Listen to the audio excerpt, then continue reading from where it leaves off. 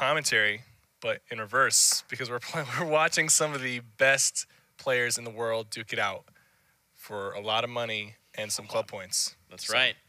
Talking about clubs, we saw during the week an ATK Grand Prix, and we have some of our favorite clips that we wanted to share with you guys. We'll let the first one play out, and then we'll talk more on the second one. Let's take a look.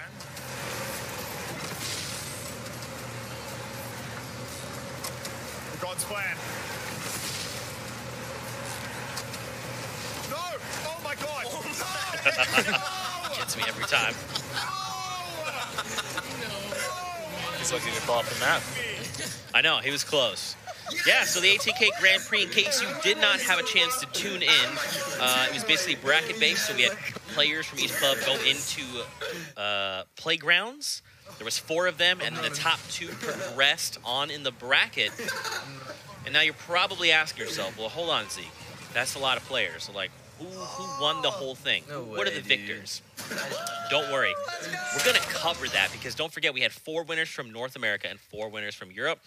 We covered them, European ones early, so let's take a look at the NA winners. Now, coming in at 4th was Punisher, and 2nd was Reverse 2K, so it's 150 points for the Bush Bandits. Coming in on number 2 was Ace with 200 points again for the Rift Raiders, which left coming in at number 1. Drum roll, please. Envy Lanane. Now, something I'd like to point out is Envy Lanane beat everyone. It wasn't even close. Envy Lanane said, hey, I am the golf cart racing champion, and he proved it. Now we'll show also the European standings. So these are all the points that the clubs are going to accumulate, and we'll have the updated club standings coming into this week. Now keep in mind, Cypher, these are not the club standings coming out of the European scene. We are going to wait. It's going to be a big surprise at the end of the day once we have the final standings. But coming into the Week 5 format, Bush Bandits, oh, just kidding. This is updated. I'm getting word. This is completely updated. I don't know what this is going to be. I'm going to look over there. Pow, who's in first? Bush Bandits. Bandits. Wait, Let's so go. Are these numbers right that you showed me then? I believe so, yeah. People did the math. Bush Bandits are in the lead. There you go. I'm a fellow Bush Bandit, so I'm really happy to see that. In second are Dusty Dogs with 3,155. Who's in third? Fortnite's 3,095. Now, 4th, if your numbers are correct, that means that the last 2 are really close. So I'm assuming, yeah, Rift Raiders is 2,690, and then Lucky Llamas is like, yeah. Yep. Those numbers, are they right or are they close? They were right. Oh, my gosh. Shout out to people on Reddit for doing the math in your minds. You guys are geniuses. But there you go. This is a surprise because I actually didn't even know this, so it's pretty cool. So Bush Bandits are in the lead, but anything can happen right now. And then next week is the final week with the TwitchCon event. And I think there's going to be a lot of points up for grabs at TwitchCon. So yeah, and we also have trials. Possible. Oh, yes, the trials for Week 5. This week. That's right. We'll also take a look at the club standings. Wait, no, not the club standings. I'm sorry, the club rosters and see which participants will be joining us this week. Let's take a look, man. The Bush Bandits. Cypher represent. That is a stacked Bush Bandit lobby. Ninja and Monster. We got 72 hours in chat from Liquid, and those guys are a serious force to be reckoned with. A couple other notable names. Symphony and Nate Hill. 2 really good players. I've never seen them play together, so this will be interesting to see them on a competitive level. Yeah, absolutely. That duo is going to be 100% deadly. Coming in and looking at the Fortnites. I mean, DMO and Bizzle, Titans of NA, we see them playing together. Even Base Soldier and Psalm, right? We've seen that duo a lot. I'm excited also to see Kitty Plays and Gorilla. She was here casting with us not too long ago. Now we go over to the Lucky Llamas, Zayt and Aspect, Poach and Vivid. They've done really well together in a lot of skirmishes, and they're on the same team, so they have that chemistry. I think people are expecting them to come out and win this, so we'll have to see. That's right, and taking a look at the Rift Raiders, Zexro and Creo. I mean, these guys have showed up pretty much every week. They've been unbelievable. Even the likes of Tendons and Boo Boo Bush as well. Cloaksy and Tfue. Tfue having won both the solo competitions. The last 2 solo competitions, he came out on top. So let's see if he can get a 3rd victory for the fall skirmish. That would be a 50% win rate considering there's 6 weeks of skirmishes. Can you imagine? That would be insane. That would actually be insane. Him and Cloaksy have played together a lot, and they've won competitions together in the past, so it's not off the board for them to win it today. So we'll see. That's right. And obviously, with every week, we change up the format. We're going with a fan favorite. That is the Royale Flush. We will be in duo formats. Victory Royales are obviously worth 3 points. Second and third are worth 2 points. And then fourth and fifth are worth 1 point. And if you get 8 eliminations, that's 3 points. 6 or 7 is going to get you 2. 4 and 5 is going to get you 1. And if you happen to win and have 8 or more eliminations, it's going to be a Royale Flush. So on top of all the points, you gain an extra 2 points. Now, in the EU competitions, there were some close calls, but no one actually got the Royale Flush. So let's see if NA is going to come out and break that dry streak with Royale Flushes. That's right. And don't forget, Cypher, the Royale Flush, if you pull one off, is worth 10K. Now, this is before placements happen. On top of that, the most eliminations that'll happen in a single match, that duel will walk away with 25K. What's interesting is that in EU, to start the day, TXC and Kinstar drop 11 eliminations in game 1. And then in match number 6, Madsen and Blackcell, Jamside and SSK, 2 separate duos drop 11 eliminations in the final game. And we had 3 teams tying for that 25K. So we'll have to see. Maybe NA drops like a 20 bomb. I don't know. It's possible. We'll see. For you guys at home, don't forget to use that hashtag Fall Skirmish. Let us know what you're thinking of all the action. Let us know how Cypher's helping you level up your gameplay. Don't forget to rep your favorite club. And obviously, it's a conversation. We love talking with you guys and hearing what you have to say. With that, though, the players are loading onto the battle bus where we'll get launched up here shortly. If you haven't had time to tune in to Fortnite this week, we've also released the quad crasher. We saw some of that earlier. Yeah, there was some plays. Yes, I think we'll see more here. I think so. NA, they're a little bit crazier. Yeah, we've definitely seen them be used more in scrims. I believe Poach recently tweeted out a rotation he made where he claimed high ground from someone utilizing the quad crasher. So we're really excited to see. I've seen some interesting things from Poach, Chap, and Myth all coming out with the quad crasher. Oh, man, there's been some great plays, but here we go. Starting off the bus with reverse 2K. Bus is coming in from Haunted Hills, heading down toward Paradise. This is a pretty solid bus, all things considered. Not too far if you're trying to go to that north side of the map that you have to fly. It'll be interesting to see the spread in comparison to the EU guys, and also interesting to see how many people want to contest the floating island. It seemed to be always contested in the previous competitions. Yep. It looks like there's at least 2 or 3 teams potentially landing there, but maybe one of those teams will notice that and they'll use the island to rotate somewhere else. And I think that's what's happening right now. You can see the pink guys right there, but they're like floating away from the island. Yeah, and that's a very smart move of them. So it gives you that option to you might go there, but if there's too many people, you could always redirect and go somewhere else. Yeah, and don't forget we also saw those floating islands that have vortexes around them as well, just above the corrupted zones. So you could actually utilize the floating island to rotate one of those and then go even farther. So a lot of opportunities here. Right off the bat, Nick Mercs. I have never seen Nick Mercs outside of Tilted Towers. Now look who's on the end of the barrel here. It's Ghost Aiden. I mean, this is a rivalry of the century. He's got such a good loadout, too. Wait, is Aiden partnered with Nick Mercs? No, he is not. He is paired with Ambrew Games. And Ambrew goes down. It's going to be a 1v2 with Aiden and Nick Mercs. They must have agreed to maybe meet here because both of these guys outside of Tilted is such a rare sighting, and Aiden just won't leave Nick alone. Let's see if Aiden can make it out of this alive. He only has a pistol and a green tack, so it's not looking too good. I won't be surprised if he tries to just leave, exiting out of the back and floating away. Just use the vortex to disengage. I think he's probably concerned that they might try to press on him since it's just him. There seems to be a chest still here. Nick Mercs is now on the roof. He's breaking down. They will meet each other here very shortly. Aiden's going to retreat. He does not have a lot to his name. 40 wood. He can only build 4 pieces before he's out. Nick Mercs, on the other hand, the compact SMG, green tack, and a assault rifle. It's looking okay for right now. Now, man, again, Aiden is just being pressured. They even go as far as to pop the chest. They're like, hey, look, Aiden, we're not even worried. So where you at? I think you're right, though, Cypher. If I was Aiden, he needs to exit. Yeah. And even after exiting, he needs to try to rotate somewhere that's uncontested. But Aiden is, he's confident, and he's always played confident. So he's even with a pistol and a green tack, you got to be careful with this guy. He's very accurate, and he can take you out in two hits with the green tack. He'll take you out. That's a great point. He's being pressured right now. He's got his green tack out. He's looking for the play. But it's just not enough. Hysteria and Nick Merckx both are very experienced players. They were just not going to let that happen. He didn't have the comeback potential, and that was just a little bit unfortunate.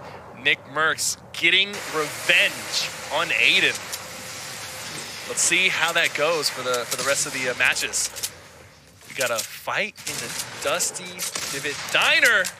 Great shot from Kenneth, the heavy shotgun. He does not have a lot of health left, but he has some bandages. Will he stop to pop them? It seems like his partner is down, so he might be going for the Very cheeky revive. Bizzle might let this happen. I don't think he knows where he was. Oh, look over here, though. Nate Hill and Symphony engaged against Margosi and One Shot Girl. Margosi being the winner of the PAX Skirmish Grand Finals. That's right, man. He has a lot under his belt. I think he knows they're there, but they're going to choose to disengage. I think both teams don't want to take this early fight. They're both smart, and I see the way Nate Hill and Symphony play. They are aggressive players, but they're smart about their aggression. And I think right now taking an early fight while the circle, the safe zone, is north of them, they don't want to risk that, because even if they win that fight, it might not pay off. Exactly. Especially even though they're pretty much about to top off, be 200-200. It's just maybe not worth getting into this early. Yeah, they just don't have the mats for it right now. Yeah. And it was a good call on both teams to disengage, but they might meet up if Morgaus and One Shot Girl don't rotate out early enough. There's a lot of brick in this area here. Fatal Fields is a very good place to land for wood and brick. You can pretty much get max wood, max brick. So it's going to always be a contested place just south in Lucky Landing. We have a team here, and there's a team near the rifts, and they just took the rifts that are on the end of the road there. Yeah, they just bailed out. They're like, we're good. Yep. So FaZe Thieves and Alex Ace finishing their farming. They do have to move fairly soon. The circle, the edge of the circle is around Salty Springs, so they're not very close there. They might have been banking on these rifts that were on the end of the road, but that other team actually took both rifts. Or did they leave one behind? It looks like they left one behind. Yeah, one up there maybe.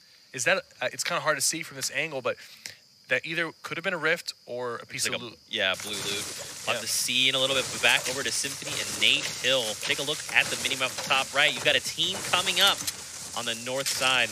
Don't forget, Margosi and One Shot Girl are not that far behind. It's high distortion in FaZe Yellow. Okay. That is a force right there. Yeah. You gotta be careful with those guys. HD, man. Oh, calm down, please. Not like this. I don't think they know of each other just yet. And it looks like they're going in opposite directions, so they might not meet up, but they might see each other here soon because it's a pretty open area. Cowboy and Kasid holding it down in the corrupted zone. This is not a bad place to be. Even if you're on the edge of the circle, you can rotate out of here so quickly using the stones and the craters. What do you call them, Zeke? Craters is fine. Craters is fine. Bounce on out. Yeah, and it's such a good rotation. So just being here, even if you're on the edge of the circle, even if the circle moves all the way to the other side, you can take those craters and just fly across the map pretty much. You just got to be careful not to get lasered. And fortunately for these guys, TXC's not in their game. Hopefully they won't get lasered. Yeah. We saw in the kill feed, Tfue takes down a player, and his teammates secured the elimination. So they're alive somewhere, and they're racking up elims very quickly. But now we're back over to the PAX winner, Margos. Just chilling, man. They're kind of taking their time. The Storm's at their back. They're prioritizing the materials, and that's good. They're avoiding the fights. You really want to have 1,000, 1,000. You don't have at least 2,000 materials going into the late game. Yeah. One thing they got to be careful, though, is the Storm is on their back. So if they get into a fight here, they end up using the materials that they've been farming for, and then they have to deal with the Storm as well. There is a corrupted zone just north of them, and there are some cubes still left, so that's good. They'll help them rotate. Yeah, they've got 3, 4, 5 stones there. And just look at that speed. You get so far, and then you use that momentum. You just carry forward. So if you don't know about this, this is the move. Yep, you Shadow Stone, you take this bounce, and then you carry that momentum. You just continue to hop, and it just keeps your momentum moving forward, so you can really make some very fast rotations. Unfortunately, Margosi hits the little lip there, so it kills the momentum. This is actually like a very recent change in terms of the momentum carrying over, and a lot of players have found out cool tricks to use momentum in the game, whether it's launch pads or grapplers. And if you jump right as you hit the ground, if you jump, you'll carry that momentum over, and you'll sort of bunny hop across the field. And I think the reason why Morales didn't do it is because they were in the circle, and while you're flying across like that, you're kind of an easy target. Yeah. When you're in that state, that invisibility state, you can't build. And if you try to transition into your normal state, there's a bit of a delay before you can start building or shooting back. Yeah. I think that was very smart. I mean, again, their backs are to the storm. They don't really have that far to go. The circle is just north here near Retail Row, so it's not that far away. The Kiwi face, though, and Sen Animal building their way across near Tomato Town. Gonna try to get on top of this hill. I assume this is in the circle. Yes, it is. They want to control this hill to have the high ground advantage. It's not a bad place to be for them. And you can see he has the quad launcher with 14 rockets in it. Oh, man. The quad launcher was putting in a lot of work. We saw that earlier. I'm very excited to see one here in game number 1. Now, look. Leaves here. Alex. They have 2 eliminations on the board so far. Looking to secure maybe the first point if they catch another team off guard. Monster is here. I don't see Ninja with him. That is his partner. And King Richard and the General are here too. So it's like a Bush Bandit reunion. Getting word that Ninja has actually fallen. El Jefe is down. So his teammate is left to fend for himself. The sniper rifle is extremely useful in these games because of how many people assume that you don't have one. Right. Sometimes it's very hard to fit the sniper into your arsenal. You want the shotgun, you want the SMG, you want the assault rifle, and you prioritize explodes typically because a lot of people are very good at building. But having a sniper rifle in these competitive games can catch a lot of people off guard. And if you hit your shots, we saw last week, TFU hit consistent shots with the heavy sniper and catching a lot of solo players off guard. And the same thing could happen here. You just have to be very accurate and position yourself in a good way. So let's see if that happens today with King Richard. You know, that's a really great point because earlier we saw Atlantis Maestro, the Titan he is, he actually got shut down in literally the start of, I believe, game 3 or 4 because someone had that sniper and took him down right off the gate. So that's a great point, man. We'll have to see if Richard can utilize the sniper. But over here, Grand Pooh Bear and Ranger. Bit of a build fight. Down. He loses the high ground right here, but I don't think he's that concerned about it. I think he wants to go and finish off the person that he knocked. Is that his teammate? Yeah, yes, that is. Right that here. is. He's trying gonna to try get to pick him Ranger up. Now, it's FaZe Replays who's up top. And I think Replays, his partner, Spaceline, is down. He gets the edit with the window, putting a lot of pressure. Is it enough? He has to go to the swap. Oh my goodness, he has 8 health. He needs to pop that bandage right now. It's going to start ticking for 2. I don't think he's going to make it out alive. Made it. I don't think he's going to make it out alive because the storm is going to start ticking for 2 unless he has a way to move across in a very short period of time. Make sure he doesn't take any fall damage here. He might. This is going to come down to the wire. He might barely make this. Come on. It will start ticking for 2 in 20 seconds. You know what? I think he's got it. I think he's got it. He will make it out. He has 1,000 wood, 500 brick. I don't what was that? think I think he hesitated a little bit. Oh, no. Replays, you got this. Replays. He has it. Oh, gosh. He has it. Oh, gosh. Just jump! Just jump! Oh. That small hesitation he took when he was looking to see maybe there was some bandages in that trailer park location, that kind of cost him. Yep. If he just kept running at the storm, he was going to make it out. A few health, maybe he could have turned it into something, but he was definitely going to make it out if it wasn't for that small bit of hesitation. Now we are near, what do you like to call this? I typically call this containers. Containers is what I usually call it. Okay. Someone recently told me to call it stacks. Dispatcher is saying containers. You know, there's like stacks of containers. Yeah. I know, Mick Merckx calls it stacks, but he calls a lot of things different names that, you don't even think of. So I just call it containers. And it's a good spot, especially when it comes to having a lot of metal. You'll notice we were watching Snood and his partner. They both had a good amount of metal. TFU and Cloak, 2 limbs. They're in the circle. They've got a decent amount of materials. Not as much as they'd probably like, but if they get a couple of limbs here, they could fill up those material counts very, very quickly. You You see King Richard making his way down with his duo partner, and in a kill feed, we saw High Distortion take down Bobby Bojangles. 61 meters with a rifle. And that was a straight-up elimination. That wasn't a knock. Now Clarify here and Science. We're trying to make this rotation. I feel like the position they're going from now is pretty You got a safe. sniper as well. You got the heavy sniper. You're seeing more use of the sniper, I feel like, in these modes, and people are realizing that they are more valuable because you can catch people slipping. And now look at this. They're looking like they're going to make this safe rotation.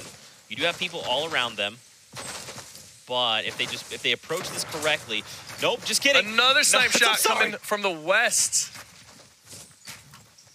You really don't see this many snipers. Yeah, this is probably more snipers than we've seen all day in Europe. Now taking a look at the scoreboard right there at the top. These currently with the most eliminations. Now keep in mind this is outside of people that are eliminated. So right now we got a lot of teams here with 2. 72 people, 73 people still alive. That is a lot of people. We got another minute before this storm overtakes this area and we get a new safe zone. So now I'm assuming we're going to see things slow down a little bit, Cypher. You know, a lot of these players have already kind of established their ground. They've fortified. Now they're just waiting to see someone else make a move, maybe someone make a mistake. I think Tempo might have just knocked down High Distortion, if I read that correctly. Hesse here losing his teammate to Geomach. But having so much loot right here, he's going to be stacked out on brick and wood, and he has a good amount of shields and extra shields. Here's Tempo and Geomach. Near Tomato Temple, still 70 players. DMO eliminated Monster from 80 meters with a rifle, so that duo is now down. And keep in mind, this is still just game 1, right? We almost say like a warm-up game, so it's okay. They always tend, the first game is always the slowest, and the last game is always the most crazy. Yeah.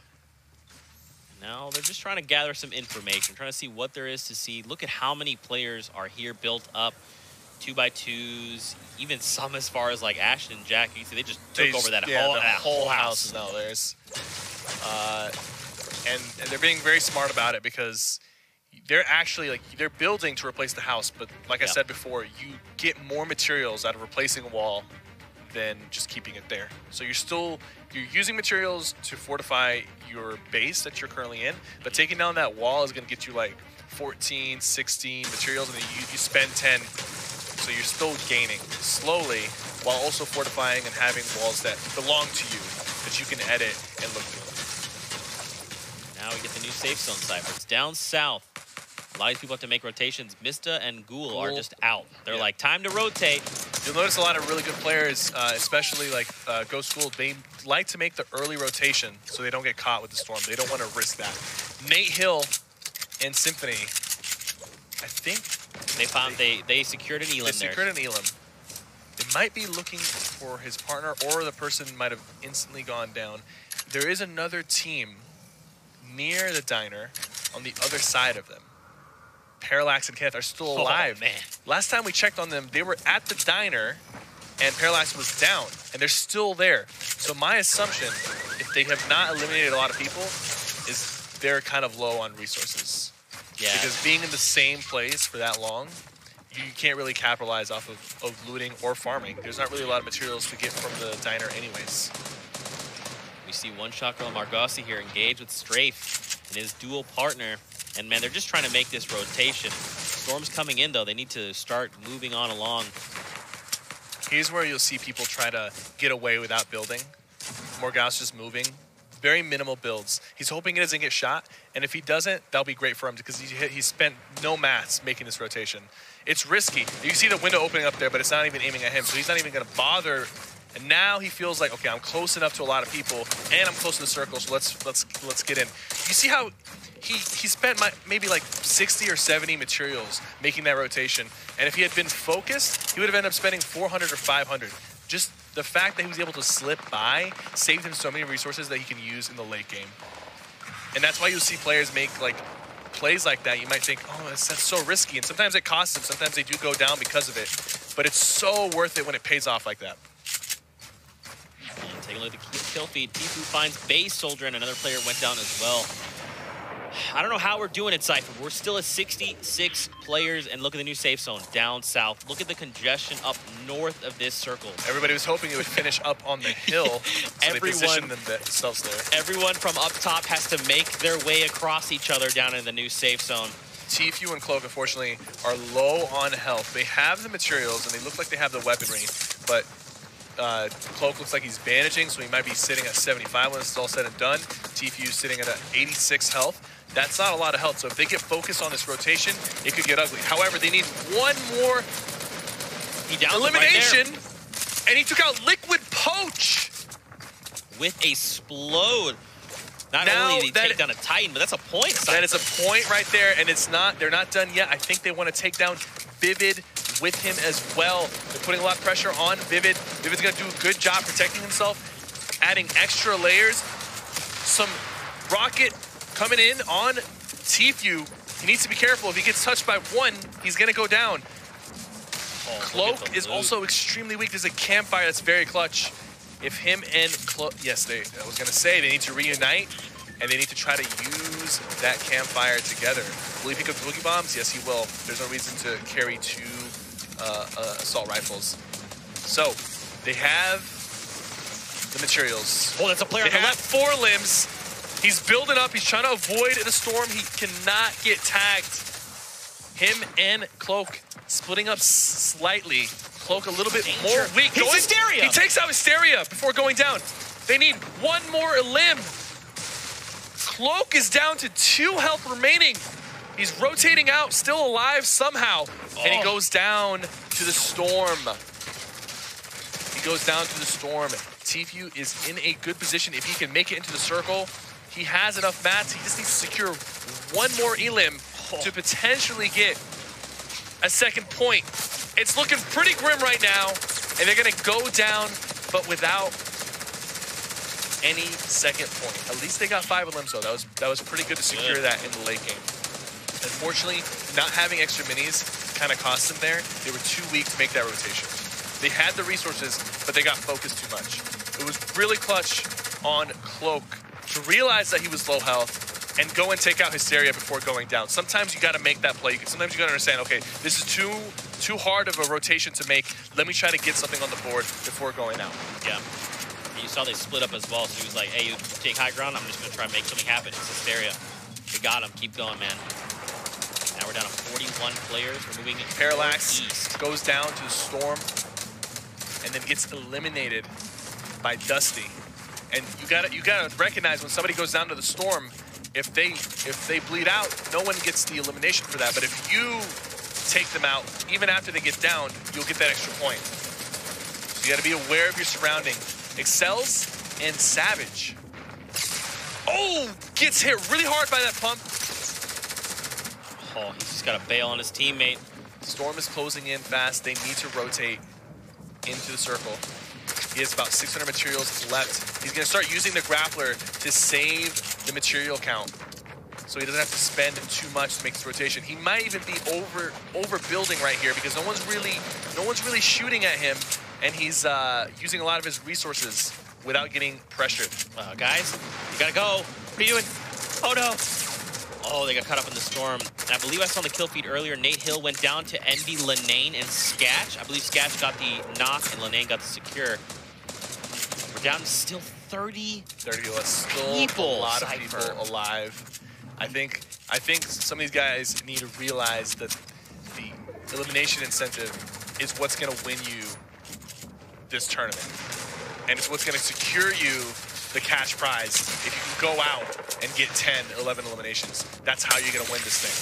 So we're going to see some more aggression, hopefully coming from these guys in the next few games. Now we have to go onto this mountain right now. That stink grenade really stinged him a little bit. He's lost so much health as a result. He's down to his last 30 health. 300 wood left. He's got a campfire. He's got some minis. He just needs to get to the circle and try to make it out with his partner. Ghost, Weefo, and Colton holding the high ground. They have enough materials to secure it. This is going to be the final circle, so they just need to layer with what they have and maybe go for the heal off and send one person down to get some more limbs. Sketch and Envy Lane. They survived. The storm was on their back. They've got 2 medkits. So they'll be able to get healthy if they don't get focused here. Gotta wonder, are they gonna probably save one of those for a potential heal off? I think they're both too weak. I think they both have to use it. Yeah. It would be smart, but it's also a risky play. It's a risk-reward type of situation. Oh, Colton knocks Envy Lane with a rifle. Someone just used a shockwave and fell into the storm. And now they're trying to run back into the circle, but they might go down. And yes, they did. A couple people went down to the storm. Triz takes down Animal. Colton finds an elimination there on Envy Lane. Tempo takes down Triz and shotguns someone else and finally secures Triz as well. There's a lot going down. 72 hours. And Liquid Chap still alive. 0 limits for both, but these guys play for the late game. They always do. They're very consistent at making it to the end. Weefo and Colton trying to keep the high ground. They're being pressured and challenged, but JMock goes down, challenging them. JMock will bleed out here shortly. I don't think Tempo's gonna be able to save him. You see how they're putting pressure on him from 2 different sides, and it works. There's another elim. That is 5 elims for Weefo and Colton. They need 1 more to secure a second point. Everyone alive right now has secured a point at least for being in the top 5. So you got to feel good about that. Now it's just time to see if you can secure top 3, maybe a victory royale, or maybe more elims. Someone just used a shockwave grenade and got knocked by the storm. That was Liquid Chap. I really wonder what just happened there. Colton is going to go down and try to find people who are trying to heal. It seems like he can't really find anybody. It was a good attempt, but it did not pay off. Weefo is going for the medkit heal. He should be able to get it off, but the question is, will somebody else out-heal him? 2 players have gone down. He must have mistimed his heal. Colton, it's down to 1v1. 72 hours gone. It's Tempo that secures that win. Wow. I was not expecting game 1 to go down that way. We end up going off to a heal off. I think we'll see less heal offs as the game continues, because I don't think anybody had more than 5 elims. Right. And that means that there's a team that's currently leading the elims with maybe 5 or 6 elims at most. And people are going to realize that, hey, we can get $25,000 if we just get, 6 elims, 7 elims. Let's go put it on the board and put some pressure so that people go for that. Since the bar was low for the elims, more people will probably go for it in the second game and third game. So okay, yeah, because I mean, in game 1 of Europe, we saw Tixi and Kinstar drop 11 eliminations out in game 1, and we see half of that here at Max in game 1 of North America. That might have actually discouraged some people from even attempting to go for it, considering 11 might have seemed like a high number for them. But since this one's starting off slow and the elim count is lower, more people might see it as an achievable thing. Like, hey, we only need 6 to get 25,000 or 7. Let's go for it. Let's try to secure that. So I think game 2, you'll see more people attempting that, and it will just snowball. And hopefully they'll keep pushing it higher and higher, and we'll see some crazy plays coming in. I hope so. Let's take a look at the highlights coming out of match number 1 from the North American scene. Tempo, though, secures it all, and I mean, this is how we started the game, was Nick Merckx versus Aiden rematch. I'm so surprised they were there. Yeah, that was not Nick/Aiden Towers, so I'm not sure what was going on there, but they met up on the floating island. Phase replays. Replay's nearly making it out. Oh, so he made just one. You talked about him, man. He hesitated for 1 brief second. That was all it took. Tifu and Cloaksy as well. Taking out Poach. That was a huge find. Huge find there. And man. Nate Hill going down to Excel's. Tempo winning the game. Even though J-Monk went down, he went down late game, but Tempo found a place to be and healed. Did what he had to do. He did what he had to do here in game number 1. Don't forget, we have 5 more games heading your way after this. We are gearing up all of our players. They're boarding the battle bus. They're just taking their sweet time, but we'll have more of that action heading your way as soon as we can. But that, man, this is a very slow start to the day. I'm a little disappointed, just a tiny bit. Not a lot, just like a little bit. Like, I wanted to see. Europe was like, hey, 11 elims? Sure. And then North America was like, 6 elims? Maybe? little yeah, disappointing. they definitely started slow, and it's like a different type of Fortnite culture, like I was talking about earlier. Yeah. The NA guys, they like to get the elims in the late game. It's like their meta, and of course the EU guys do that as well, but they also do try to secure a few prior to that. We saw a few teams in the first game of the EU get 4 elims, 3 elims going to the late game, and that was a consistent thing. We were looking at the late game here, and the most was 2 elims before the last few circles happened, and I think at the end, I don't even think anybody got 6 elims. I don't think anybody did. So whoever got the victory royale is going to be leading with 3 points, and then maybe there's another team with 2 points. But I think every other team had 4 elims or 5 elims or less, and you need 6 to get 2. Yeah. So turn it up, guys. Go for those elims. I promise you it's the way you're going to win the game, because the people who won and placed in the top 5 in the EU event were slaying out. And they were getting those consistent points, 4 elims, 5 elims, placing top 5 with 4 or 5 elims. That's how you do it. Yep. And obviously more quad crashers. We need to see more quad crashers just across the board.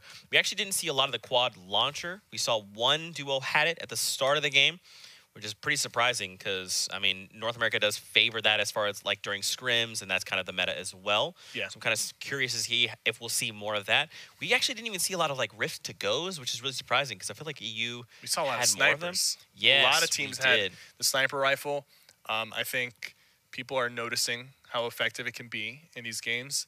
And there's some very accurate people out there, and I feel like they always prefer to have an SMG over the sniper.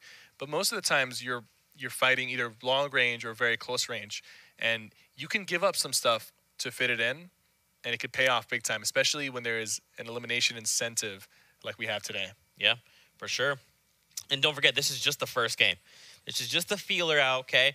We saw a similar thing kind of happen in Europe. First game was a little slow. There was some high eliminations happening, but then the action ramped up over the course of the next following subsequent games. So I think here in game number 2, they're going to turn it on. Pick it up, fellas. Well, what are you hoping to see from the Bush Bandits? Well, the Bush Bandits, I didn't see them. Well, actually, Liquid Chap and 72 Hours. I think they got second place, which is good. I like that. That's going to put us up there. And I think they'll consistently make it to the end. And those guys are probably our best duo on the Bush Bandits. No offense to everyone else. I just think they have what it takes to take it home. If anybody from the Bush Bandits is going to take it, it's going to be Chap and 72. So go out there and do your thing, guys. Just and also, I want to see 72 Hours put the Bush back on, because I remember in one of the duos, he eliminated me while he was wearing a Bush. Oh. And at first I was upset, but then when I realized it was him, I was like, it's whatever. Tom is a cool guy. Yeah, Tom is great. Super fun. It's a great guy. Yeah, man. So obviously we should talk about, this is the last week 5 in the Ronda TwitchCon. We saw the club standings earlier. Club standings are very, very close. And again, we've got the trials this week. I mean, Bush Bandits, you guys have been on a little bit of a tear for a while now. For like the last 2 or 3 weeks, you guys have just been on top. We've been leading since the beginning. Yeah. Pretty much, which is great to see. And both on NA and EU, like, we've been doing well. Yeah. But like you said, it's very close. And we got the trials, and we have TwitchCon, which is, there's going to be a lot of points up for grabs. So, like, any one of these clubs could potentially come out on top. Mm-hmm. Even Lucky Llamas, who were down there at the bottom end, they're still finding their way up. They're right behind the Rift Raiders, man. A lot of these teams are clutching it up, coming out on top of these trials. So I think people will be surprised to see what trial number 5. Wait, is that trial number? Yeah, that's trial technically number 5. Oh, we haven't talked about it yet, right? No. Will we talk about it today? Oh, maybe. I'll think about it. I might tease it. We'll I might see. have to just leak it anyways. Then. For you guys at home that are tuning in, enjoying all the action, don't forget to use that hashtag Fall Skirmish. We love to hear from you guys, hear what you have to say, make some predictions. What do you think? What are you hoping to see? Obviously, Quad Crasher. I'll just answer the question for you. Quad Crasher. Yep, got it. And obviously, talk about Cypher. He's been great. If you guys missed out on the European scene, man, you guys missed out on a lot. Cypher was dropping a lot of knowledge on us then. And I mean, we're just gearing up right now, man. We got 5 more games left to cast with you, so it's going to be a great day overall. It's only going to get better. It can only get better. Yeah. When it comes to Fortnite, there's more at stake as you continue. There's only a few more games left, and then you're just going to be like, all right, guys, this is our moment. Let's do it. And that happened in the EU scene, and we're going to see it happen again in the NA scene. Yeah. Game 2 coming right up, guys. Let's see how this battle bus is shaping out to be. we go, ladies and gentlemen. Hopefully all the players thank the bus driver for working tirelessly, but now we are hopping into game number 2 on the North American scene. I don't really thank the bus driver, to be honest with you. What? I don't. I always forget. All right. It's not that big of a deal, right? Look, I'm just saying, if someone's working tirelessly, you just want to give them a thank. Look at all those thank yous. Space Lion did it. Must be. He's dropping them to their death, so, like, I don't know if I should be thanking him. All right. I'll give you that. That's fair. Okay. But here we go, seeing out the new bus. It's a low bus as far as the map goes, so players are going to have to go a little longer, stretch a little farther to get to that north half. Now, what I'm curious of, we kind of saw a little bit in Europe, was some players, some duos specifically, swapped up their landings. Yeah. So we'll have to see if how that develops over the course of NA. We're looking Tilted Towers. So my first question would be, those duos on top of Floating Island, is that Nick Merckx? Is that Aiden? It might be. I think they're going out. They're going after each other. Think and they so? decided to pick a more neutral ground because Tilted seemed to be Aiden's like favorite location. Yeah. One thing I want to mention is they are actually here, and Hysteria is very weak right now underneath. Or he's on top. I can't see where Hysteria is. Let's take a look. So I believe, yeah, he's just on the other side down a little lip there. He's popping a med kit. He should be able to get the heal off. But they're putting pressure on Nick Merckx. Aiden is very weak. Hysteria They have can't not even really thirsted help. Nick Merckx yet, and they just did. Hysteria might be able to clutch this if he hits Aiden first. But they send Ambrew initially. He did take him out, so that was well played on Hysteria. 1 for 1, all right? So 1 for 1. Nick Merckx took out Aiden the first time. Now Aiden's gonna bounce back a little bit, and I think these guys are just gonna land here for the rest of the tournament. One thing I want to mention really quickly that we haven't talked about is the battle bus is actually moving 25% faster. Oh. So these late game drops, they're not as bad because you'll get there quicker. Yep. So by the time you touch down, you won't be as behind compared to people who jump off right in the beginning. It's a good change. I think a lot of people like that. Flush Factory. I've never landed here before. Really? I mean, I've only landed here maybe for a challenge. Okay. Yeah, Flush Factory is pretty good. Loot's pretty solid. It is on the corner of the map there, but Aspect and Zayt have landed here as well. They can Looking to control challenge. the high ground. Yeah, man, this is a tough spot. The circle is not that far. It's up by shifty shafts, so they really don't have too far to rotate. But it's Aspect and Zayt. Going up against Nick A30. This is going to be a tough one on both sides, but look, I believe Colton's Nick A30 not took that the far. high ground and put a lot of pressure on Aspect, doing some serious damage. He knows he's one shot because he hit him twice with the Silence Legendary Assault Rifle. He now has the low ground and he took a lot of damage. They very quickly respond. Say, Nick, stop it. Nick A30's partner, Bewitching Gamer, needs to come in and help him out because he just got knocked. Will he be able to capitalize? Nope. Now it's a 2v1 situation. And what's probably going to happen is they're going to play it smart. Zay is going to protect Aspect as he bandages. There's no reason to rush the situation. Bewitching Gamer seems to be staying. He might have had a chance to rotate out, but he decided to stay. And I think that might be a little bit of a mistake. Yeah. Considering it's a 2v1, you don't have shields, and it doesn't look like he has the best weapons. Just a gray SMG. Yeah, so I think he should have tried to maybe leave. I just don't see this going in his favor. Zayt and Aspect are two insanely good players, and they're going to be very calculated about this. Even though it's a 2v1, they're playing very safe, and they're attacking him from different sides. Man. Getting some hits on him. He has no more materials left. That's an easy cleanup. Wow. Dude, just the way that they... Oh, that's rough. That's disrespect. minus 3 points for Aspect and Zayt. That's tough, man. I love the way that they kind of diverted his attention two different ways. He just didn't know where to aim. They just caught him off guard doing different things. Really well played there. They respected the opponent up until they knocked him. They had... And then they... Oh, so close. Kenneth hit some really good shots with the pump, but it just wasn't enough. He nearly knocked out that guy that was rushing at him. Bold Naga, though, comes out on top. Now Sace. Oh, smashing and salty. Typical Gamer is putting pressure on these guys. I think Typical Gamer is solo right now. You can look at the map. He's the red arrow on the minimap. He lost his partner early when they tried to land at the Vortex. So Right now, he's just running around salty, trying to maybe pick off some people, but he's decided to disengage after these two guys showed up. Yeah, that's a tough spot to be in. If you can catch someone off guard and take them down early, make it a 1v1, then it's kind of worth it. But Ops would just say, look, I'm going to live to build another day. I'm out of here. Let's take a look at some replays, though. Zexro and Rio. Great shots. Precision, man. That silent Epic Assault Rifle is so good at that range. You just got to tap fire. You talked about the spread specifically. If you're just careful and precise about how you're shooting, it's a laser beam. But now Reverse 2K and Rise. And Reverse likes to land in Snobby Shores a lot. I've watched him in multiple tournaments, especially DUOS. He loves landing in Snobby, so he knows this place inside and out. I would be surprised if him and his partner don't take out Naka Ops. I think they already took out his partner, so they know he's here. They're going to put some pressure. Yeah, that was a grenade down low. Here's the thing. Right behind him. He saw him for a second. He did take off some of his shields. It wasn't a clean shot, but it was enough to at least know that he has shields.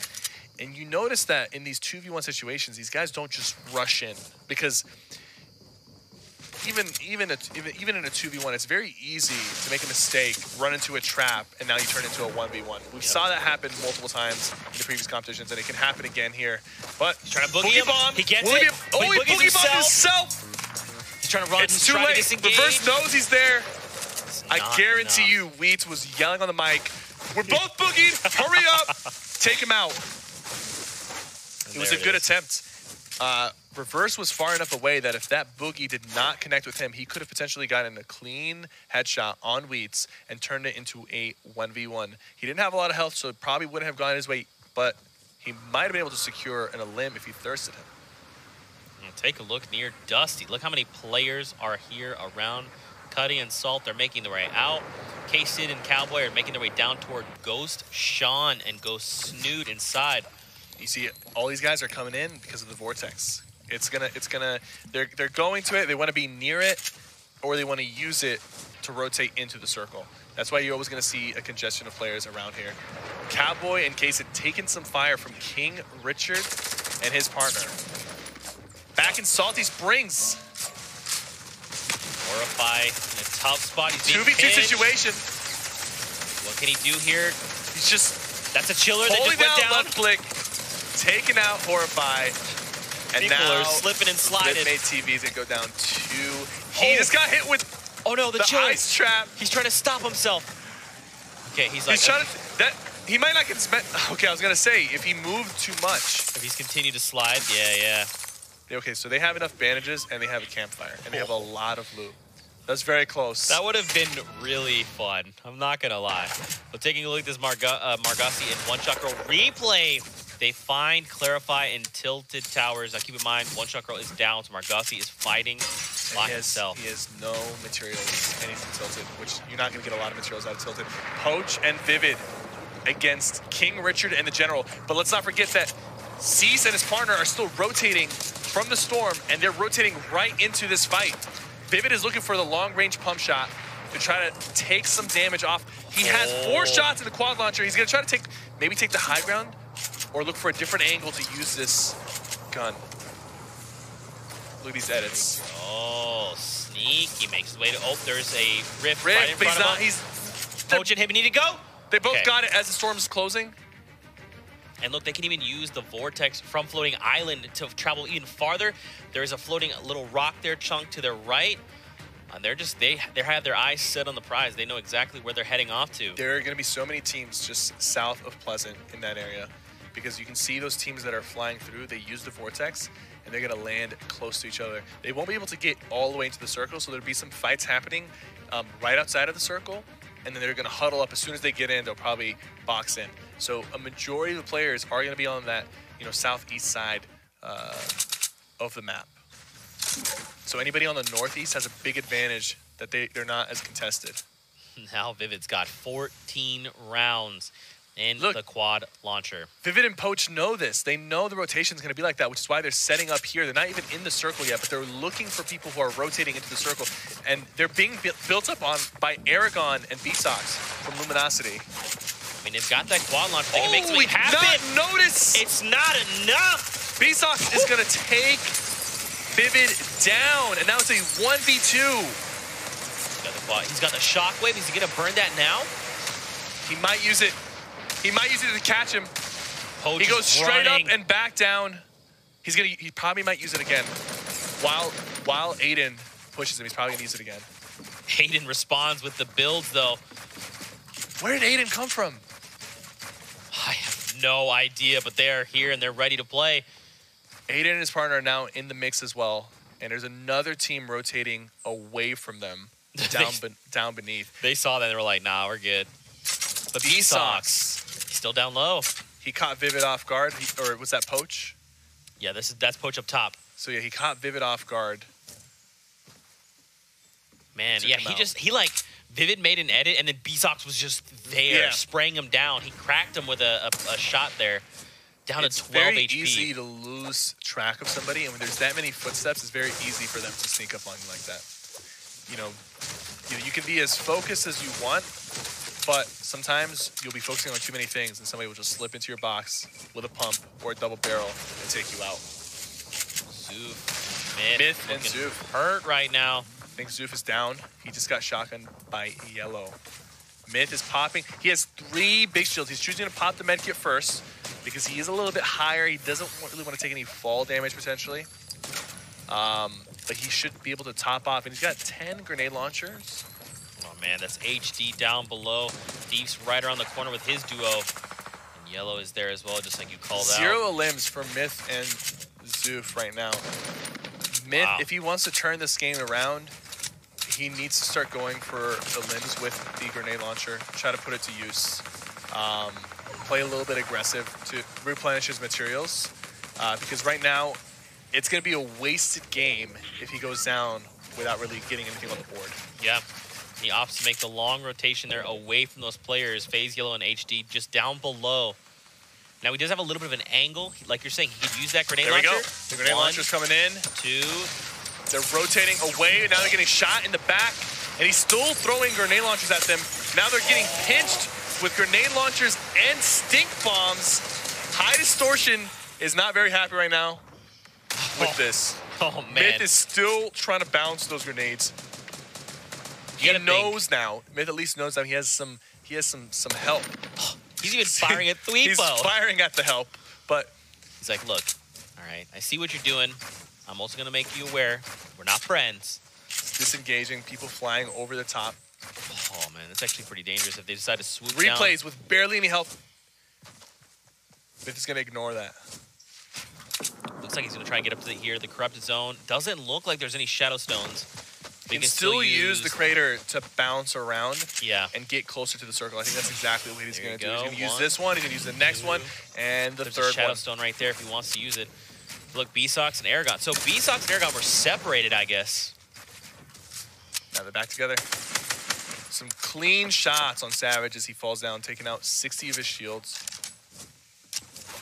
I mean, the loadout's looking real good. AR, double barrel, grappler, really minis. Good close range, yeah. The Not a lot of mats. The grappler's going to help him tremendously in that late game rotation. Finally, we see some teams putting some numbers on the board. 4 limbs for Knights, Zexro, and Creo, and 4 limbs from Margaus himself. 3 from Daquan and his partner, Nox the Fox. And this is all entering the late game. So we definitely have seen an increase in the amount of limbs from the NA teams. That's great to see. Now we start moving in to the last few circles of the game. Still 61 players, man. A lot of players, a lot of things can happen. Ghost Aiden finds an elimination there. Joseph is cute, is down right down there. Let's take a look at some of these replays. This was Margassi's 4th elimination. Just sneaking through with the double barrel. Finds it. 2 clean shots, and that's going to be the effective range of the double barrel. You got to be right in front of your opponent to make it work. If you're even 1 step away, you're not looking at the damage that you want to deal. And it poached just right here in front of you. Margassi probably does not want, that's not the guy you want to be gatekeeping you right now. It's not poached. It could be anyone else. Tifu and Cloak up top as well. Margaus has a really good amount of materials because of the limbs that he's acquired. So I think he's fine on the rotations. He needs to be careful not to get lasered. TFU and Cloak, you can tell their playstyle. They typically like to hold that high ground kind of one by one. And TFU has the sniper rifle in his hand. You got to be careful on these rotations. I don't think they know he has a sniper rifle, but if they do, they got to be extra cautious. He's going to drop down because they shot a couple rocket launchers at them. And he's going to top off his shield. They're looking a lot better this time around in terms of loot. Last game, they both were missing shields. They had materials, but they just didn't have enough health, and it kind of ruined their rotation. But now they're looking a little better. Still 0 limbs, so they spent most of the time just farming and looting, and hopefully it's going to pay off for them. I'm loving the loadout, man. 3-2 split, 3 weapons, 2 utility items, 6 stink bombs. And they've got a Rift to go. Oh, man, so they'll make an easy rotation out of here. Even though there's still 57 people alive, TFU and Cloak are definitely happy about the position they're in. The circle is finishing up near the hill. You got to be careful here. I don't know if they're going to choose to rift or if they're going to rotate manually. I think they are going to rift, yeah. So he's getting ready to use the rift and then pick up the med kit. That way he can still have an inventory slot. If you use it right as it's about to go off, you'll be able to do that. Look at that on the right. Shots coming in from Baldy and his partner. They're going to land right next to them and just take that low ground. The only thing about the low ground here is TFU won't be able to utilize his heavy sniper as much as he would like to, but he can still edit windows out from the side here and shoot down at people that are beneath him. Or he might go for this crazy play and try to... Can you imagine? Oh, he's got the stink bombs as well. He does have the stink bombs, but they've built out a little bit further away. And I think he's trying to wait to see if he can locate where they are exactly. The stink bomb is going to force them to move, and he's probably hoping that they either drop or start building in a way where they could potentially take the high ground from them. Because I know they want to take it. They definitely want to utilize TFU sniper. I think he saw some of the tracers, so he knows roughly where they are. Now he's just going to, like you're saying, look down below, see what there is to see. I mean, and that's the thing, man, is TFU likes to build spaceships. So you got like the 2x1 with the roof corner pieces from top and bottom. He's on low ground. He can't really do that right now. Spaceline and replays putting some pressure on this opponent. Nearly has him down. I'm pretty sure he just lost to the storm. Liquid Poach goes down, and they're going to miss that elimination, which would have put them one step closer to getting that second point. They have 4 right now. That is so unfortunate that the storm stole their kill. Replays is kind of healthy, has extra minis. Once him and Spaceline link up, he'll probably drop him 2 of his minis. Spaceline needs to just make sure he doesn't get shot once. If he gets shot once, he's gonna go down. That is so unfortunate. They hit him really hard, and the storm just came in right after. I believe it ticked twice, and then that was pretty much it. Yeah. Yep. Look up top, man. Animal, Kiwi Face, Action, and there's a team check. Right below them, but they're hanging off. And they have to make the longest rotation. Look at the circle right now. Oh, man, I don't know how I feel about this. I'm glad they're getting down. Yeah, they should be able to get down here. But they got to be careful because the other team looks like they're rotating later. But look, they're rotating very early with 40 people left. And that can be beneficial, but it also can be bad. Because rotating late, everyone's rotating, so it's easier to slip by. But they could also get focused really hard. You see the player on the left there. The tricky part, Cypher, is that they have to make the rotations up on top of the mountain. Man, these mountain tough to do, finishes man. are so tough. If you don't have the resources or the utility for it, you end up going down so easily. They put that trap down to prevent the other team from hopping down on them, and they're holding down their shotguns and SMGs. Both teams are trading fire. It looks like he wants to make an aggressive play because they did have a favorable turnout in that exchange. 9-0 and Creo. They're going to put their own pyramid down. Ooh, wall goes down. They might try to go from underneath and try to knock him down from underneath. I'm not entirely sure. Yeah, and he places the trap. He's like, no, I'm going to drop you down on here. Come on down. And they're in the circle, so these traps, they could potentially come into play even later, you know? They could rotate away from here, and someone could be running by and walk right into their trap. Floor there. 45 players remaining in the lobby. A lot of them struggling to make the climb up the mountain. You can see some people making that really late transition to the mountain, and they're fighting each other while doing it too. And right now, we just see 4 eliminations, the highest across the scoreboard. Elims spread out across the way. Daquan and Noxafoss with 4 limbs as well now. And now, man, this is where things are going to get really scary, right? We're finally going to get safe on top of this mountain. It's gonna go off the mountain. Yeah, and that's when things are going to get very crazy. Look at that. Nate Look Hill, how far away. Ninja just knocked out LG B-Sox and eliminated him with the SMG, so he thirsted him. B-Sox now down. Lane takes out replays as well.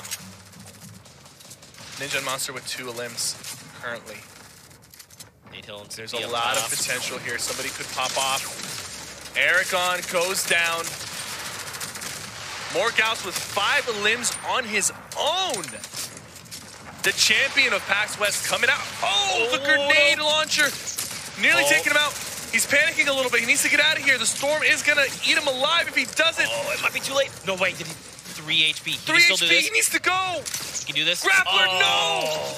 They were so close. I feel so bad. He needed 1 more limb to secure that 2nd point. That grenade launcher just ruined his day. Putting in so much work by himself. But now, look at this, man. We're thinning out the lobby. We're down to 30 players. Creo and Zexro trying to make rotations. Creo and Zexro are both very healthy right now. Have a good amount of materials. Got a clean shot right there. I think they're gonna settle for the low ground, the ultimate low ground, to avoid confrontation. And now people are trying to transition into, if they don't have the limbs, they might. Oh, not like this. Not like this. Made a very fatal mistake. Him and his partner, Daquan, going down. Monster has gone down as well. Ninja should be able to save him here if he doesn't get pressured. They have 3 limbs. Currently, the team with the most limbs that are still alive is Knight Zexro and his partner, LG Creo. 4 limbs each. Daquan and his partner had 5 before they went down. Ninja putting some pressure, has barely any health left. Monster is down. Once. It goes for the 1v2, but it just was not enough. Nate Hill and Symphony, though, they're still alive. You can see it doing just down below. Low on materials, but still healthy. Oh, man. Has to make a rotation. I think Nate Hill is going to be looking for some limbs. 5 limbs. Oh, my gosh. From Night Zero and Creo. And that's going to be it. 2 teams go down with 5 limbs each. Oh, look at this they surprised someone. It's Base Soldier. They are so coordinated. Oh, they're looking for more. They might pop off here if they play this right. Now Nate Hill's looking at 550 wood. Right around the corner. Great shot. Storm is closing in. He needs to keep moving. All right, they are in the circle now. Okay, you got to watch out for these guys. Dude, look how they're moving in tandem. They are fast and they're accurate, and they seem to be playing extremely tight. They both are so healthy because their positioning is so well together right now. They're not leaving each other's side. They're shooting these same opponents, and they're just so coordinated with the builds.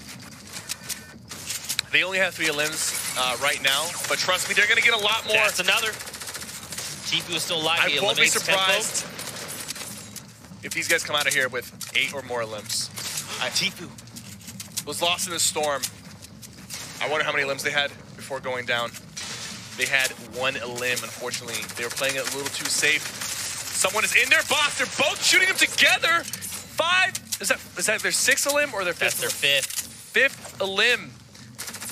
Yo, you do not want to get in front of Symphony and Nate Hill. These guys are a double teaming machine.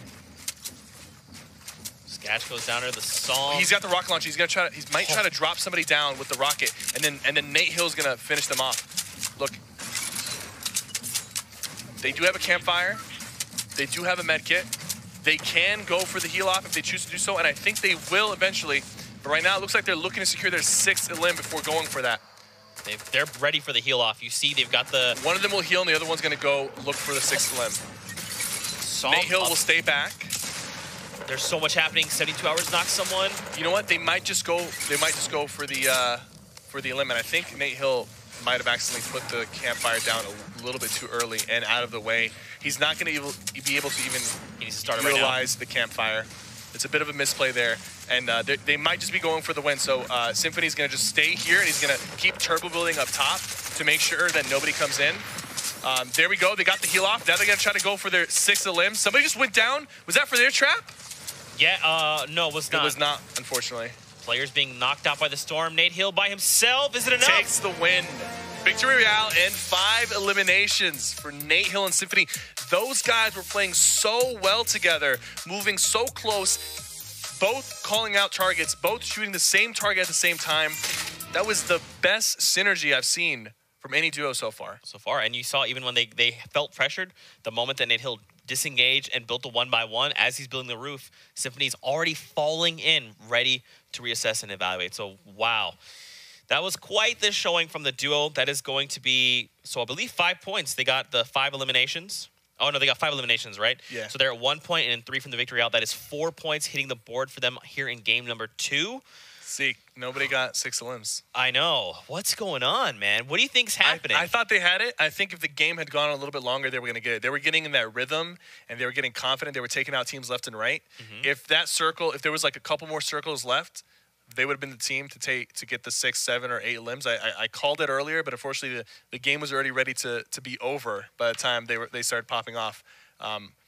Just, you know, Nate Hill and Symphony, you guys are both slayers. Go out there, do your thing like you just did, except start it a little bit earlier, get 8 limbs, and get that win. That was really fun to watch them just be so close to each other. It's almost like they're the same person. Yeah. But just 2 of them side by side. It's interesting comparing them almost to the likes of like Kinstar. Yep.